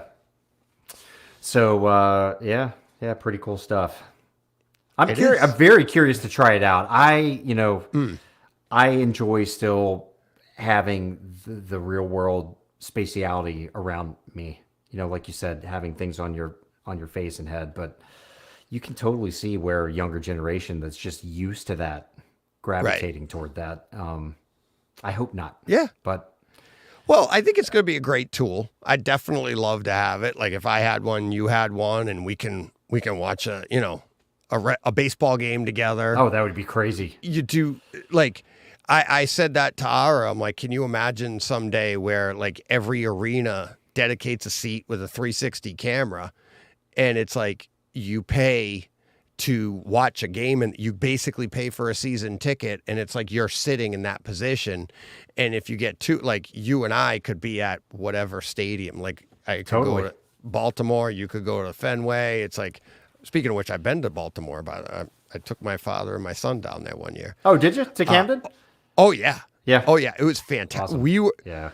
We stayed at a hotel that was like a half a mile up the road. Like you'd look down the road and you could see Camden, right? And we had to walk down there, and I'm like, it was a hot 90-degree day.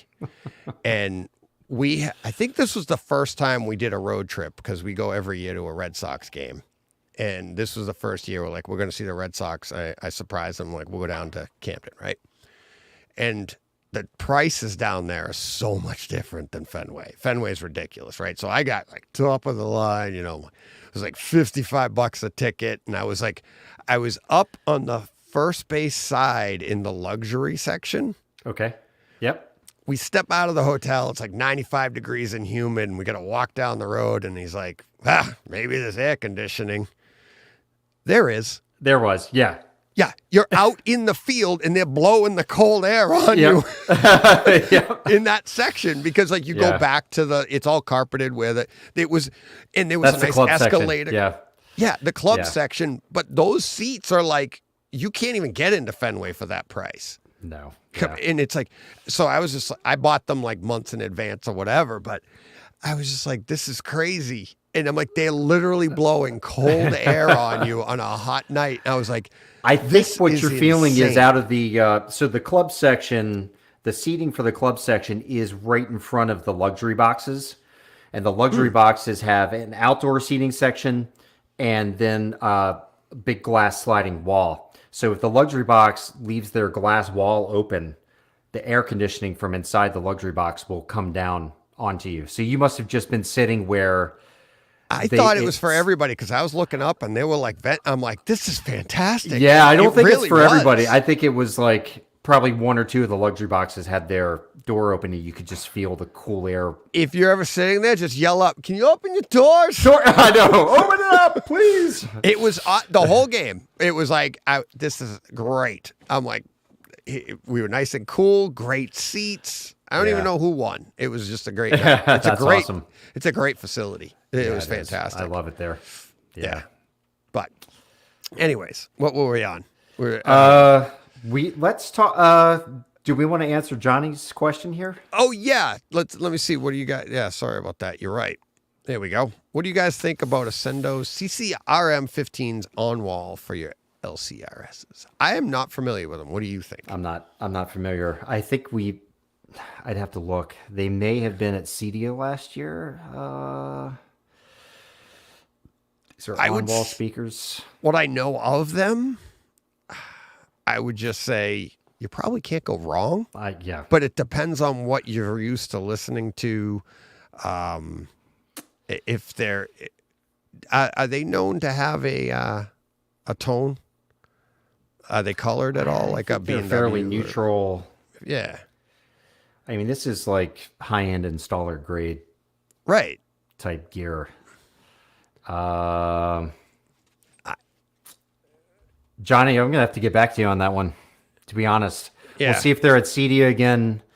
I'm pretty sure that they were with Storm Audio last year, but I cannot remember what they were running in that room.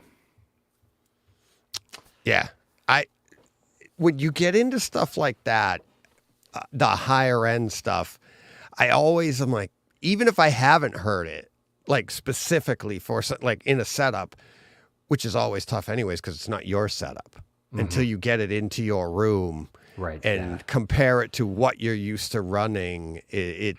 That's the big difference. And when you're getting into the higher ends, it's like if it's fairly neutral, you're used to listening to fairly neutral. I don't know.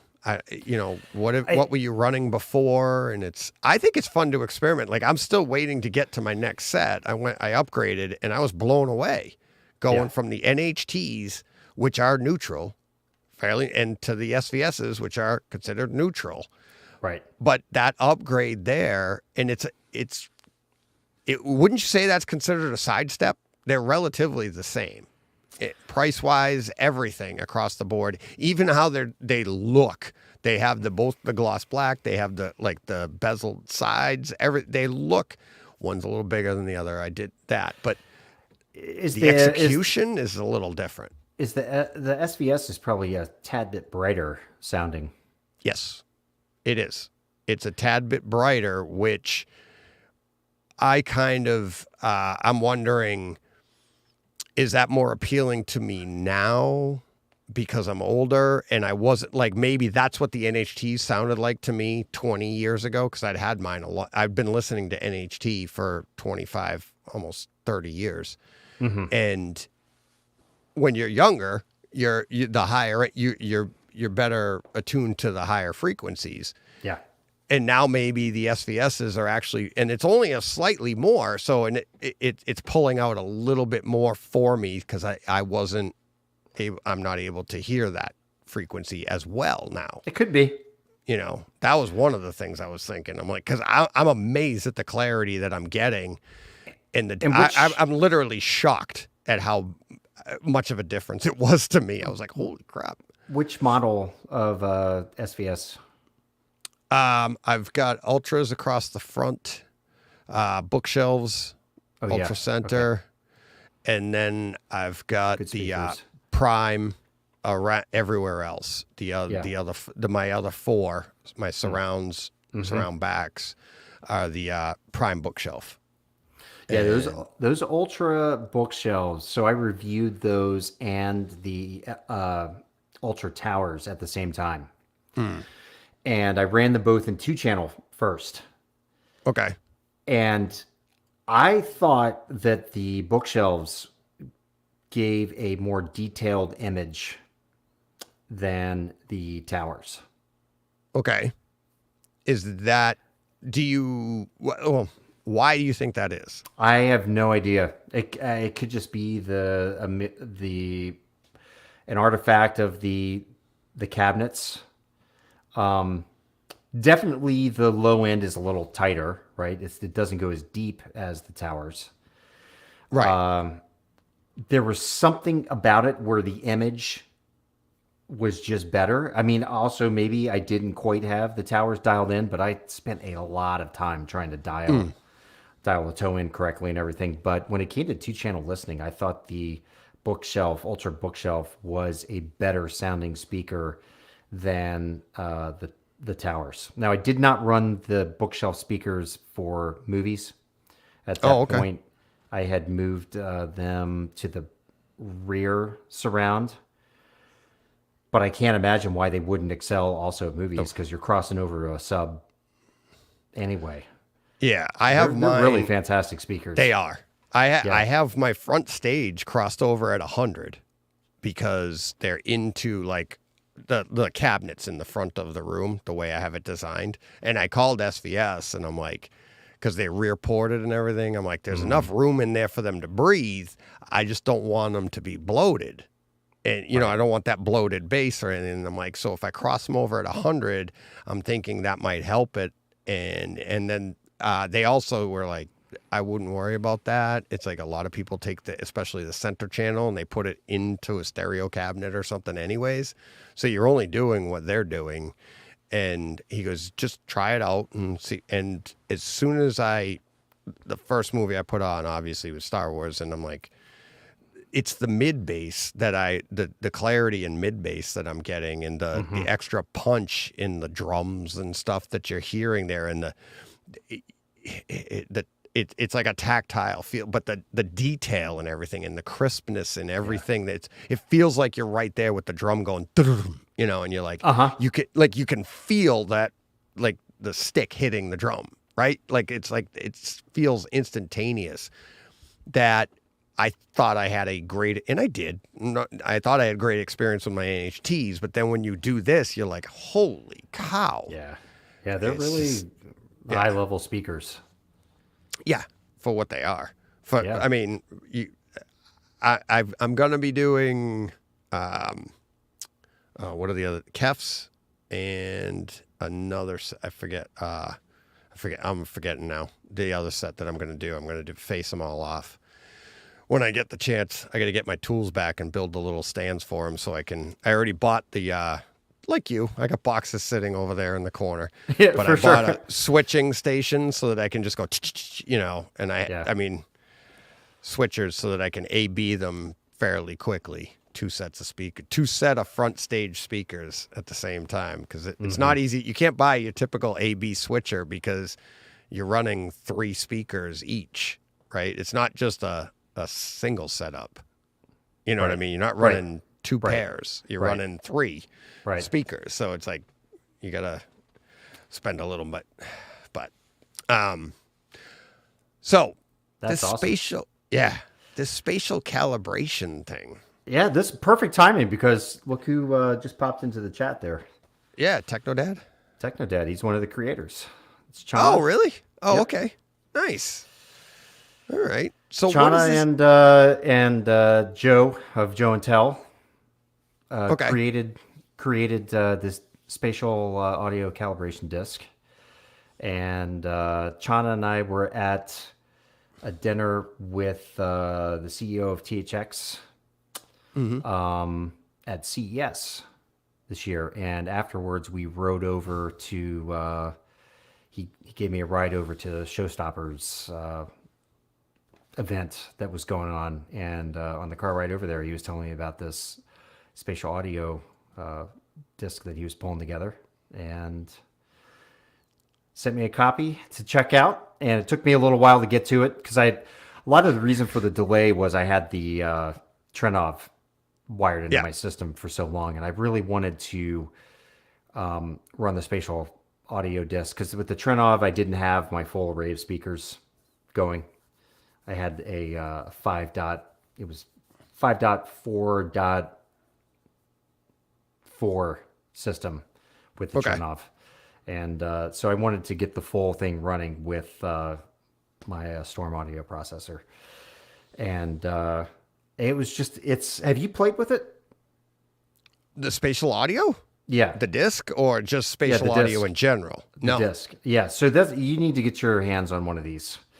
You're Yeah. gonna love it. It's really cool. I think Chana will tell you it's got to be difficult to create one of these discs, and I think they put a lot of time and effort into it. It really shows. It's a disc that he says. No, you didn't scare me with this crazy driving. Sorry, I just saw that. Yeah. We did. I think we hit warp speed driving down whatever Vegas road we were on. No, it was a fun ride. Yeah. So the disc has 160 tracks on it, and it's just for me personally, I would use it more as a confirmation disc. Yeah. Once I let the storm processor do its thing.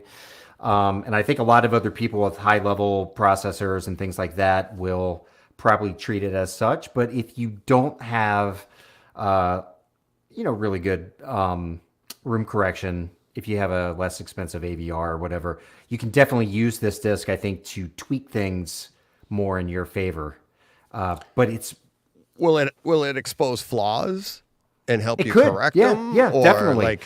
Yeah, it can definitely expose some flaws. Sure. They put in a lot of really interesting test sections. I think there are 13 sections in total. They kind of start you off with the very basics of getting, your system's volume set correctly so you don't blow your speakers up or blow your ears out. And then, you run through the basics that we all know, like channel leveling and things like that. And then they shift into checking your speaker's polarity, which is kind of an interesting exercise, which basically you make sure that your front left speaker is wired up correctly. And that's kind of your baseline. And then you begin comparing using audio tones, all the other speakers in your entire system to make sure their loudness, China, I hope I'm explaining this correctly, but to make sure the loudness of those speakers matches that of your front left speaker. And, if anything is sounding a lot less loud, it could be it's either out of phase or, the polarity is switched up. So, it's all these cool little things like that are a lot of fun to play with. But then, much like what Spears and Munsell did. So the Spears and Munsell Ultra HD calibration disc, which I think you have. Yes. Do you have that? Yep. Have you played around with the Dolby Atmos? Yep. So they have the image of the ball bouncing around the room. Yeah. And you can follow it. So they did something very similar to that with pink noise, but then they also added in, I think this is in the torture test. They call it torture test. It's like the maybe 10th section of the disc. They added in Chana's voice, and it's kind of cool. He's like, "This is me moving around your room." Yeah. I don't have the voice to do it, but but do you remember the guy did that in the Video Essentials DVD. Oh, did he? In Laserdisc, he goes, "Let's do the walk around the room," and he would walk around your room. That's right. And he goes, "We're gonna walk, and I'm going to the back of your room right now. I need to walk down your room." And what was funny is, especially in the '90s, you'd be like, "And now I am going to walk around your room, and then now I'm in the back corner," and you're like, "Oh, this is so cool," but everything was so far off. You're like, "Oh no!" But you were just happy you got. And I used to play that for people. I'm like, "Just sit right here," and I literally sat him on my coffee table because that was like the middle of the room. And because the couch is on the back wall, I'm like, "Sit here, watch this, play. I am going to walk around your room," and that's got. Well, you're going to love this because this ups the ante. It takes his Does he voice, go over your ceiling too? Well, yeah, they have different patterns that you can send it on around your room as an object. And the one that I really liked was, I think it was an X pattern, like this, but they do it on 3 planes. So it's kind of like your bed layer, then it's up a little, and then it's on your ceiling. So, very cool, confirmation test. I think I will, definitely going to be using this when I review the LX805, just for confirmation of. Oh, damn. I've never heard that one. On Laserdisc? Yep. I still have it, too, I think. I got the Laserdisc somewhere. Video Essentials. Yeah. And it wasn't called the Video Essentials DVD because it was a Laserdisc. Right. It was just, Video Essentials. Yep. Yeah. I can't remember if that came with the film, though. I know the DVD did. Came with the blue film so that you can calibrate your set, your color and tint. Yeah, which is unfortunately complete crap, but that even they said that. They did. They did, but everybody wants it. I didn't want to say it. I think I told you or you and I talked about it. I'm like, or I don't know, but I got it. I'm like, I looked at it. I'm like, yeah. And or maybe I said it on the podcast. I was like, what's good about it is if you don't get a calibrator, it's pretty good for this and that. And I'm like, but once you get it, but then they even said it. I was like, oh my God. And yeah, they made it. It's one of those things though that people want to have some sort of confirmation. Right. Do you know what I mean? And I was disappointed they left it out of the last disc because even, just like an entry level person can take that and at least get their TV going in the right direction. Right? It also helps you learn, too. You understand what these bars mean. If nothing else, you understand what the SMPTE bars are, right? Exactly. Like, what the hell are all those blocks? And how many people didn't know there's supposed to be a gray bar in the bottom corner? Travis Ballstad told me that they used to use those blue glasses in the broadcast studios with their CRT TVs. So, like, they would just get those out and make sure that everything was set correctly. Both are great discs. I think, it sounds so much fun. The spatial audio is a little more expensive than the Spears and Munsell. Where's it available? The Spatial Group. Spatial Group? Spatialgroup.com. I think maybe Chana, you can chime in and drop the link in there. But if you type in spatial audio calibration disc, it'll take you over to their website. I think the disc may be out of stock at the moment. He can maybe chime in and let us know. Spatial CD? Spatial audio calibration toolkit is the spatial group. Oh, there we go. Yep. AVS Forum has spatial audio. Do you have it on your link? I probably can get it. Yeah, hold on. Can you pull it up? Because that's what I was going to do. You want to share your screen over there? Can you do that? Hang on one second. Yeah, very interesting stuff here. Let me look up. Here, let me drop it in here. I'm just pulling up AV Nirvana here. Here. There we go. Oh, there we go. You see that on there? This one? Yep. Spatialcd.com. There we go. Yeah, it's gonna be, the one. It's going to be easy. That's what I said. Yeah, spatialcd.com. That's the one I had. So, yeah. Let me... so they have it in digital file. You can purchase it and load it onto your PD or your whatever. Or you can buy the disc version. It's the same thing. Or you can buy both. I think both is like $150. Yep. There you go. There it is. Really, ultimately, you just need one or the other. Yeah, looks cool. But yeah, I love playing with stuff like that. Yeah, no, DJ, this is right up your alley. Seriously, you'll love having this, especially with your new theater build. It will help you. Just another one of the sections I really liked is a crossover point section where they just have like low end tone sweep that you play through. You shut your subs off. Yep. And you have your main speakers and you play this tone so you can hear the natural crossover point in your room, which is cool because that helps you identify where that crossover is going to be. And I noted in a review, if you have an AVR where you only have one global crossover point, maybe it's a little less helpful. But for somebody who can set a crossover point for every channel, it's kind of neat to have that ears on confirmation of what's actually happening with speakers that are installed in your room. Yeah. And, there are ways that you can pull that off without the disc, but it's neat having it all right there on the disc. And particularly for somebody who's not quite technically savvy, or somebody who wants kind of a blueprint of how to go about kind of confirming or checking their room. Well, they have it all written out. It has like a 24 or 25 page bathroom reading. It's actually really well written for somebody. I'm not even joking though. That's like, because you take it in and then you're like, you can really sit down, like you read this stuff and like, leave me alone. Yeah, exactly. But, you know what I mean? But because I love reading that stuff. Me personally, I am not good at learning through reading instructions for stuff. And like, I got to get my hands on something, but I'll read about it, won't really understand it until I start messing with it. And then I'll be like, oh, that's what they were talking about in there.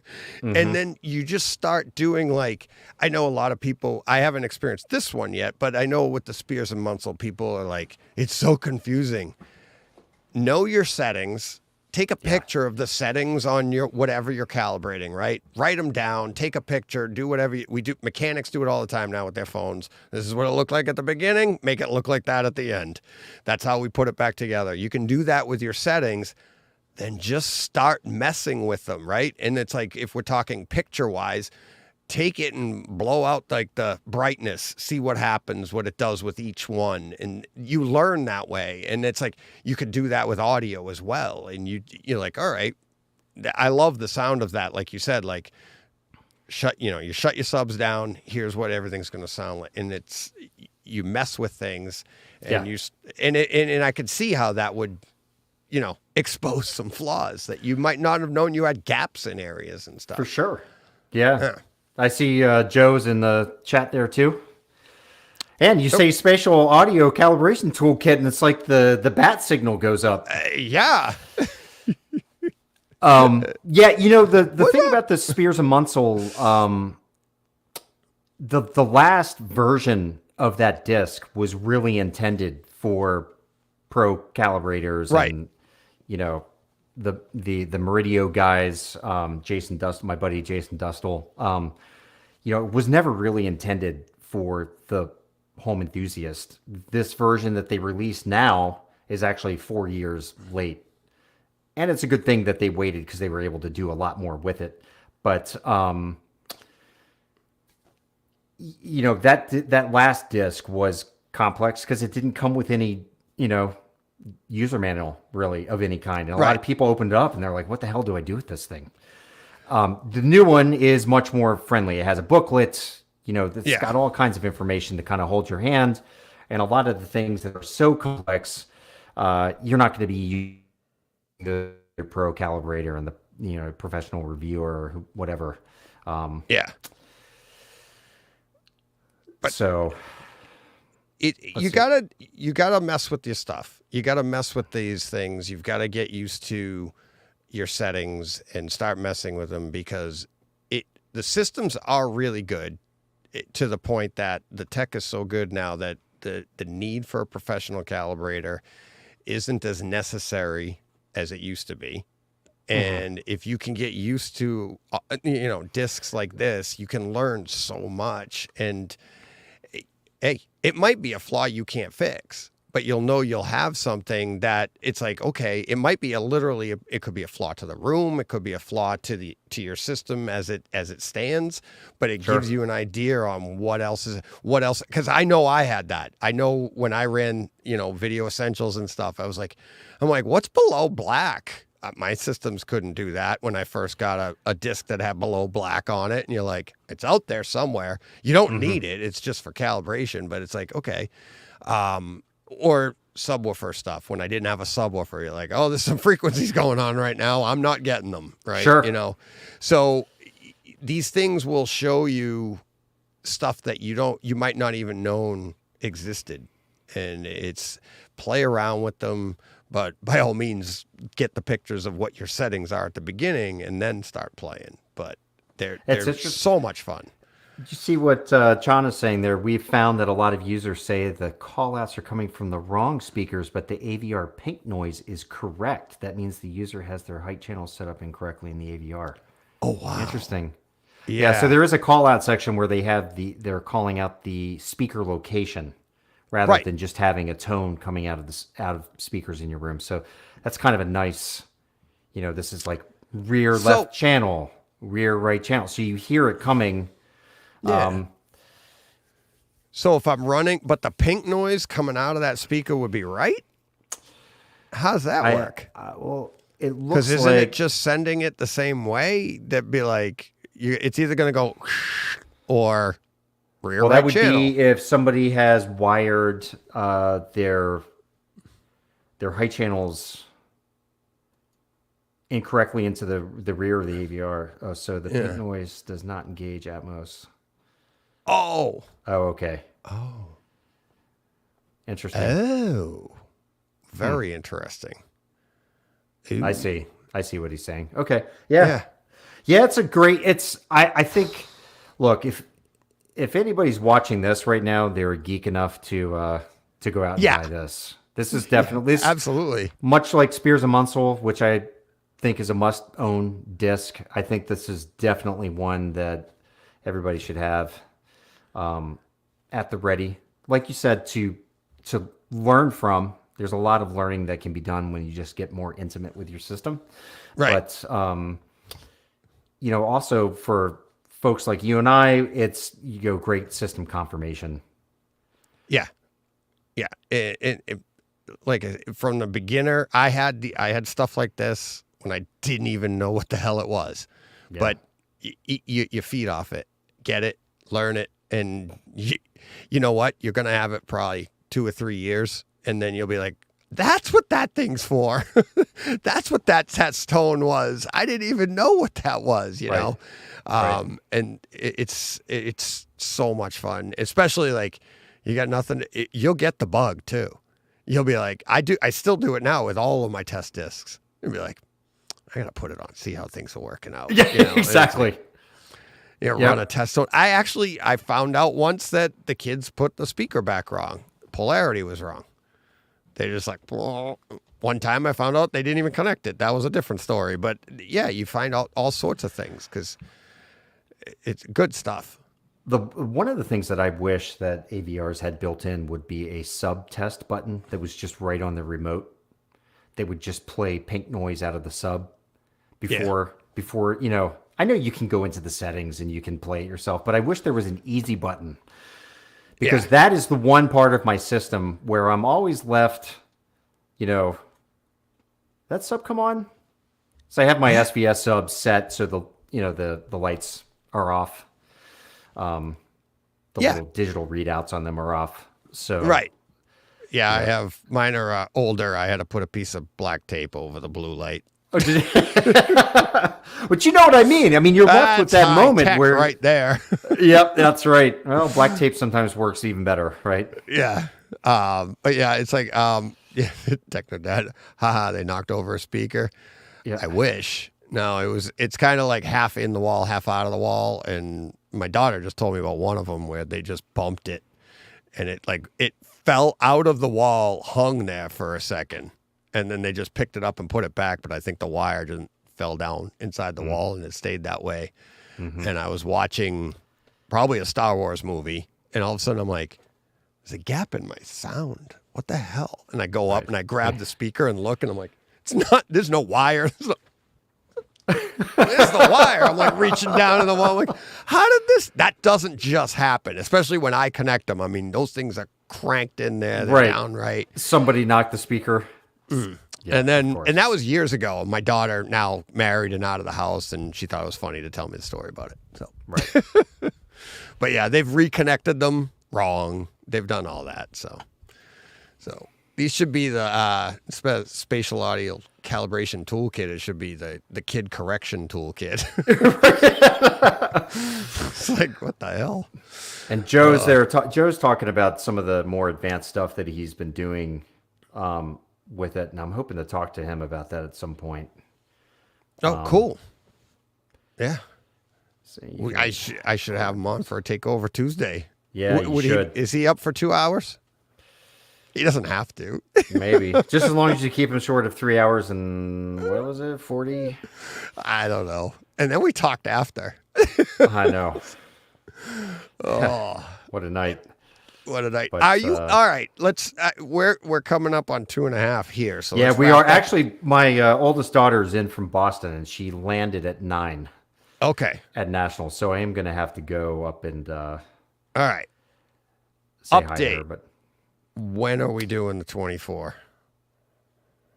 the 20, oh gosh. 24. Okay. Yeah, we need to talk about that because I just don't know. I feel really bad about it. Why? Don't feel bad because maybe I'll just do it because that's what I was thinking. I'm like, I know we have a grand plan of raising money and doing it. Maybe we wait and I'll just do one and we'll just have fun with it and then we'll roll that out later because I would like it to turn into an annual event. But I mean, Did you say annual or weekly? 24-hour show a week? What the hell? I was like, I actually thought of doing it from Cedia. And then I was like, I can't. Not my. No, especially my you're first- going to be have too so much fun. tired. I'm gonna be so busy. I'm just enjoying it. If I did that, I'd just be like, all right, now I just flew out to Denver to talk to some people for 24 hours. No, I'll do it. I want to do it after Cedia, and then and I'll do it, and then you and we can take see how that thing goes, how smooth it is, or isn't. And Can I hop in on that anytime? Absolutely. I It would love was to your just be able- idea. Just like 1 o'clock in the afternoon, just hop on and be like, "What's up?" Well, yeah, because I mean, especially on something like this, I'll be sending links out so you'd be able to jump in whenever you wanted, and I'll have people. You know how this thing works. Yeah. So absolutely. I would expect that of you. So when I wake up at 3 a.m. to pee, I can. Yeah, you can Come in you could just leave me on your TV while you sleep. My wife will love it. Yeah. Yeah. Maybe I'll be sleeping in the basement that night. Yeah, exactly. Oh man. This is creep. You wake up to this. Right. It's like Todd. Todd loves bass. Oh, cool. Look, DJ, it looks like they're gonna hook you up with a disc. Oh, geez. Thank you. Cool. Yeah. Thank you very. Oh man, I can't wait. I'll link you guys together. And I think, and Joe's saying, I'm always ready. So I was actually thinking, and we've been going so long, I was actually thinking of having you get them, and I'm like, I'll give them a link right now. But no, we've been going a while, so It's getting late. and let's divide it out. I'll just have them on. I can have them both on if they want, Yeah. or one or the other. But yeah, that'd be great. Just Yeah, talking you about. guys would. I'm sure you guys would have a good chat. Oh, yeah. Did they like home theater? No, they hate it. Nah. Yeah, that's funny. I would assume that they are pretty big fans. Yeah, exactly. And that's what I like. That's what it's so much fun meeting all these different people that are just like, I mean, I just like listening to the stuff. You guys, like you and I talked earlier about yourself. You actually are, you're made a business. You're working in it. You're doing it, and like they took it to another level, and it was like, they're making discs, and they're like, they're helping us. I just love this stuff. I'm not that smart. I'm just dumb. I just push play. Nah, don't do that. Don't say that. That's just so untrue. No, Yeah. I'm just. What was it? Danny. I said I was really shy, and Danny goes, "You're one of the most outgoing. Not like you're not at all." And I was like, no. Everybody's shy. It's just some people are dumb like me, and you're just like, just forget about it and do it. Oh, petrified every time I get on. I don't believe that. Oh yeah, I get really? nervous. I get nervous. Oh, wow. Yeah, I was excited. I'm always excited to talk to you. I said that to my wife, and she's like, "Why?" I go, "I love talking to Todd. Like, we have a blast. the Like feeling we're is so mutual. like-minded. Yeah, we just have a blast. But I do get I get nervous because I just want to. I don't. I want to make sure it's good. I want to have fun. Yeah. And I always do. But Oh, you make it seem very natural. So I think you don't need to be nervous anymore. yeah, right. Oh, that's part of what it is, though. You've played sports. You've done stuff. You're nervous before games. You've done it a million times. And if it wasn't for the nerves, things don't go right. It's you got to have that. So Yeah, for sure. Joe's at a restaurant right now. So you got an iPhone, don't you? Yeah, the linguine. Yeah, that's good. That's right. Sir, what did you say? Yeah, you want an impulse response for dessert? He's at a restaurant right now. I'm going to walk around the room. Right. What's this guy doing? Treating him to spatial audio in the restaurant as he walks around the room. That's good stuff. All right. We'll wrap up there. Thank you, everybody, for participating. It's been a blast in the chat. This is our first ever live stream of anybody else, just having fun doing a live chat. And Really? yeah, I've done Awesome. live streams. Our show is streamed live, but I've never had a guest on and chatted and just an open, usually I just record them and put them out. And I figured you and I doing it with you would be the easiest way because I know it's going to be good. So Awesome. Yeah, I love hanging out with you. Thanks. Well, Again, feelings mutual. That's we need what to I'm like. we need to flip it around and do AV and Nirvana live with DJ. Maybe your whole crew, your whole bus bench. Well, it's hard to get. Well, John's tough because his schedule.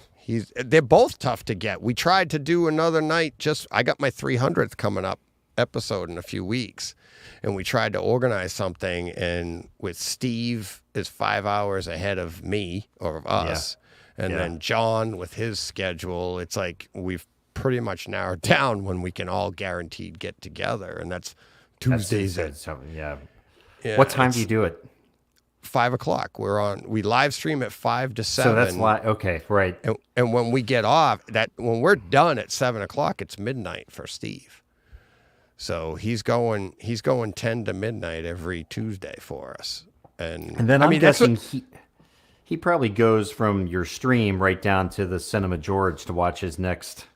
No, it is funny. Like when he first joined John and I, right? He was so happy, and he was so but he'd have to get up and he'd be like, "Guys, I got to get going." And it's like, I got to get up early in the morning. I got a case or something. And we're like, okay, all right. And food's there. Joe's got to eat. Yep. But he'd hang up with us on the street after we're done recording or streaming. And then it would be 20 minutes of text messages of thank you. John's like, go to bed. Go to bed. Like John and I are still chatting here, and then we're like, here he is again. Thanks, guys. I'm having so much fun. Like we know we're glad you're on. We're so thankful. He's thankful, but he just couldn't. He'd get in bed and be like, he's so happy. He's I don't think he actually sleeps. It's like Clockwork Orange, where he's in his movie room, eyelids are peeled open, somebody's there dropping little drops in his eyes, and he's just taking in movies. Yeah, he's a machine. He just sits down, watches movies, but he doesn't do a lot of tweaking at all. He doesn't do any tweaking. He just his room runs. For a second there, I thought you said twerking. I'm like, okay, no, okay. 24-hour episode. Not till then. We're holding that off. Working. Right.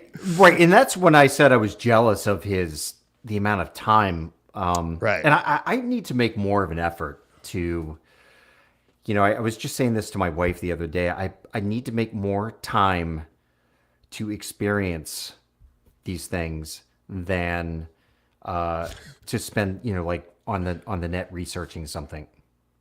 Right. I feel the same way about the things behind me. I love playing, but if I spent 30 minutes less on the pinball form that I love, I could be down here, grinding out. Playing pinball. Yeah, exactly. And I think, Right. I'm trying to step more and more away from the internet as much as I can. It's really hard to do though, but I think I can find more time in my day to watch that. I just watched Red Eye the other night. I've owned that forever. I've never watched it. Yep. So, it's things like that where I squeezed it in. I was really happy I did. So, that's my, my post-birthday goal is to take more advantage of the time that I have left. So, yeah, and even I'm the same way. It's like my son-in-law asked me, he's like, do you find you're watching more movies now that you have the podcast? And I said, not really. Actually, it's probably slightly less, maybe a different variety, because I'm actually getting, motivation from listeners on certain stuff that maybe I wouldn't have chosen. But there's only so much time, right? Because you and I sitting down here, we could have watched, Endgame. You know what I mean? So it's like, but I do enjoy this part of it. I love this part of it. I wouldn't trade that, and it's like, because that is the one thing that before I started the podcast, that was missing, right? It's like, I was alone in my room. And it's like, I just did all this stuff. And then I go and visit somebody. Like I'd have, Jim, I need a calibration. He'd come over and that would be the exciting thing, or he'd call me up about a piece of gear and I'd do that. But that was like a couple times a year. But now it's like talking to people. And I just feel like it's, for me, it's like, yeah, it's great. It's like, could I be in my room all by myself every day? Yeah. But what fun is that? It's like you want to talk to people and get those experiences. So let me tell you something before we go. This is going to blow your mind. I've never seen Endgame. Did you see Infinity War? No. I started watching the movies with... I don't want to ruin it for you, but... Don't ruin it for me. I started watching the movies in order with my youngest daughter before she went away to freshman year of college last year. And we stopped on the second, we're halfway through the second Captain America movie, which I think is Winter Soldier. Mm-hmm. And that's where we are. So, but I've seen all the Iron Man movies. Yeah, you've gotten through that. Yep. Guardians is also the same. Guardians of the Galaxy. Guardians started. It's got to be right around there. The first one, Marvel. Yeah. Yeah. So I've seen those, but I have not seen the big. Wow. The big end ones. So yeah. Wow. I know. Yeah. That'll be an event. Yeah. So I'm hoping that we're going to make some headway. I own them. I'm sure you do. Oh, wow. I know. That's going to be fun. I didn't think I could make you speechless. You're trying to process this right now. You're like, that's like me telling you I've never seen Star Wars. Don't tell me that. Oh, I mean, you know that I've seen Star Wars. Yeah. I love Star Wars. I'm like, I know where the button is to hang up. It's like,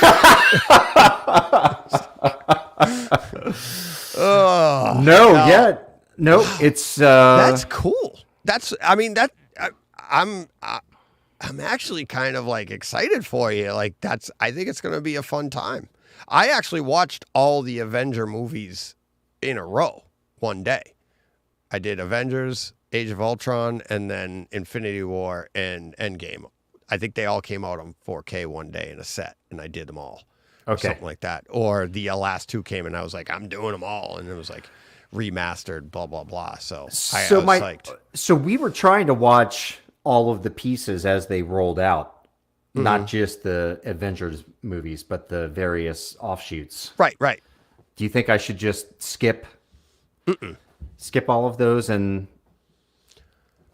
do what you want to do? I'm like, I would enjoy it at the pace that you're going and do that with your daughter. And it because that sounds like a lot of fun, right? Like it takes a long time, but that's a fun time it's time with your daughter. You get to experience all of those movies in a quality theater, of course. Who cares if it took you how many years, but it's like when you finally get to finish, you will have done it. Well, no, I mean, it took 10 years to do it. I might be in the first 89 place. years old when I see. No, but I think it would be fun to do, to experience that with your daughter. And it's like, and you're going to make time to do it, if you want to do it. I wouldn't rush it. I wouldn't all of a sudden go, all right, let's do it this way now. No, I would just keep going. Yeah. And do it the right way. And just, because it's not about, don't get into the part where it becomes like, I got to get through these. No, this is fun. Right. It's not it's not a chore. Well, I mean, we've literally been on hold for almost a year. Yeah. Yeah. So I've got to, it's up to me to now get her to, she's the kid that does not love watching movies, but she watched all of the Avenger movies with her friends. Okay. And she was like, you got to watch them, Dad. So I was like, okay. Oh, so she's trying to get you to watch them. That's good. All the more reason. Yeah. Yeah. Yeah. So I had seen some of them along the way, but most of them not. And right. So, yeah. Yeah. But I mean, I've got to be in the minority of home theater enthusiasts. Of home theater enthusiasts. Yes, absolutely. Yeah. I would and say. in the world, I mean, the billion plus people saw those Avenger movies in the theater, those last ones. Yeah, so you're with the 2 billion people. What is it, 3 billion people in the world? I know. There's more people on your side. No, yeah, it is surprising, but I think that's pretty cool, especially if it's something to do. And I wouldn't say I'm envious, but it would be fun to go back and experience something like that again, because you can never go back and experience it again for the first time. And to be able to do that, it's like, I remember I saw Rocky 3 first. I had never seen 1 and 2. And spoilers to everybody, I had no idea he lost in the first one. I had no idea. And it's really? I saw 3 in the theater, and I was like, I thought I knew the progression. I'm like, okay, he gets the title, he retains the title, and then 3, he loses title and gets it back. That's all. Or defends title in 2 and then goes on. Mm-hmm. And then after 3, I thought I knew the story. And then when I did get, I rented at the video store, I rented Rocky, and I got home and I watched it, and I was like, if all that, well, it was probably only like, 6 years later, but it's like, and I was a kid, there was no internet to spoil it for me. So I was shocked. I was like, this is amazing. So Rocky isn't in Endgame, so you'll be good. Well, that's one of the charms of the original Rocky, right? Yeah, absolutely. We need more movies like that, in my opinion. I mean, yeah. Well, we were talking about the Covenant. The one flaw about that movie is that the ending became predictable. Yeah, but it's still good. Yeah. Don't take, this is not like a criticism of the movie. I love the movie. I think it's fantastic. And I'm right there with you. I think it's one of the best, if not the best, releases of this year. But it does kind of have that Hollywood, like, how crazy would it have been if that scene at the end had been gone the other way? Goes differently. Massacred, right? Right. That would have left you, or if if Jake Gyllenhaal had not made it back, but the other guy made it back, right? Yeah. The interpreter. So I don't want to spoil it for anybody. It's a good speaking code, but it's still a good. Like I said, it's like the acting is so good though, and the story up until then is so good that the story, and by the time you get there, you're like, I see where this is going and everything. But it's so good by that point that I'm not. There wasn't a minute that I was like, oh, okay. So I was blown away by it, obviously, but yeah. But yes, we do need more movies that like rocky. Just to answer one question here, Joe. What's that? Joe said, "Is there an advantage to using bias lighting for a projector setup while the projector is on?" Yeah, I mean, I don't see that. it's in the chat near the bottom there. Oh, 1021. Oh, okay. All right, go ahead. I'm looking for it. Oh, there it is. Boom. Okay. Yeah, I mean, I think it's very unusual to see a bias light in a theater because you don't really want to introduce any light that could shine back onto your screen. But yeah, I mean, I think visually you get all the benefits as long as that light is not seeping into your room. I think that's really the danger. That to me, like bias lighting came about, and I did the whole thing. I painted the wall the correct color. This is back in the 90s. You had to have that certain gray, and they had a way you put the certain bulb. It had to have it's because you're trying to get the right neutral gray. Yeah. The reason we had bias lighting, and my interpretation of it, even to today, it's to reduce eye fatigue when you're watching in a smaller display in a dark room. You're trying to create so your eyes don't have to just focus on that smaller screen. Well, that's one benefit of it. Right. But now what I was going to say is now when you go to a projection system, that goes out the window. The screen's so large that you're getting so much light, you don't need the bias lighting, and any benefit. I actually, in my opinion, I don't see a benefit. You and I have talked about this, I think, in the past on the podcast, in a projection system, because exactly like you said, it's like if you're going to run you're going to calibrate your system, you're going to do all of this to get your lighting correct in your room or get your projector dialed in.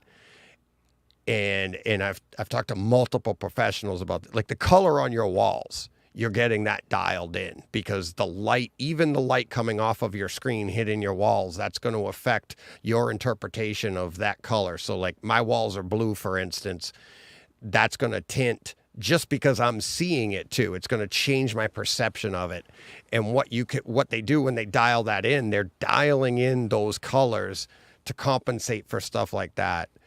When you're getting fine details that you like, I like that, right? But if you're going to get that refined, but then you add in bias lighting, which is like on a projection system, to me, it's now you just messed with everything you did up until that point. All the calibration you did up until that point. I know Jason Rosenfeld at Scenic Labs told me that he has installed it on theater systems. I've never seen it myself. I can only speak to the review of the D65 kit that he sells on an OLED, which in my opinion, is like a must add on because it changes your perception of contrast, but also color. Right. But you have to get the light temperature absolutely correct. Right. It's got to be that neutral. Yeah, the 65 Kelvin. You do, he told me that the color of the wall, because the light waves coming off that aren't reflecting off the wall are still at D65, and that you can still get away with a slightly colored wall behind that. It's not as big of a deal. What is a big deal is like what Philips TV does, where they throw green and red and blue. That actually is working against your visual system. Yeah. But there is a lot to be said for those kits. The one you're talking about, I know doesn't it actually use your wall, like it reads your wall or something like that and tries to get you to the correct gray, even though the wall has it can be slightly tinted. It's not as detrimental. Like when I said you had to paint the wall a special color, that was back when you were using a specific bulb. It wasn't this special system. It was like, I think my wife's like, what the hell are you doing? I think just in general, you can get away with like a neutral gray wall. It doesn't have to be a specific color. I have to ask him again about colored wall because I had him on AV Nirvana Live, and I remember him saying Yeah, that I the color remember of the that. wall wasn't as big of a deal as some people make it out to be. And it's actually a mistake to try and work against the color of the wall or work with it by putting a different color on it to make it appear white in the background. Yeah, you don't want white. Yeah, you Right. didn't want white. But that D65, it is an anchor point for your eye that really does change the way you perceive things on the screen. Yeah. And everybody out, if you're interested in it at all, you can go over to sceniclabs.com and Jason owns that. Jason Rosenfeld. He's the guy that sells these kits to all the professional colorists and post-production folks in Hollywood. And his kits are tested to be at D65 white. They're really legit. If you're going to do it that way. And he's very open to talking to people. Like you can hit him up on chat. He's the guy that chats with people right there on his own website. I run his kits on all my TVs. I think they're pretty, I think the difference. I bought them after I reviewed it. I just went and bought kits for all the TVs in my house. Yeah. Because I did see that change It's like in perception. masking on a projector, right? Well, that's what I was about to say. I think that It's the reverse effect, but it's amazing how the surroundings yes, can affect your perception of something. 100%. And that's why in a projection system with a giant screen, you typically don't have a lot of wall left. So all you're doing is adding a glow, which I think is actually more distracting. I don't think there's as much of a benefit, but on a display where there's more wall behind you, you can actually you can make it easier for your eyes to pick up the details that you want to see. So yeah, it like as a quick, like if you have that gray behind, say, a 75-inch OLED and you're watching The Batman, you're probably going to see more of the slight gradations in the darker blacks because your eyes are at rest and you're like, holy crap, I didn't see that before.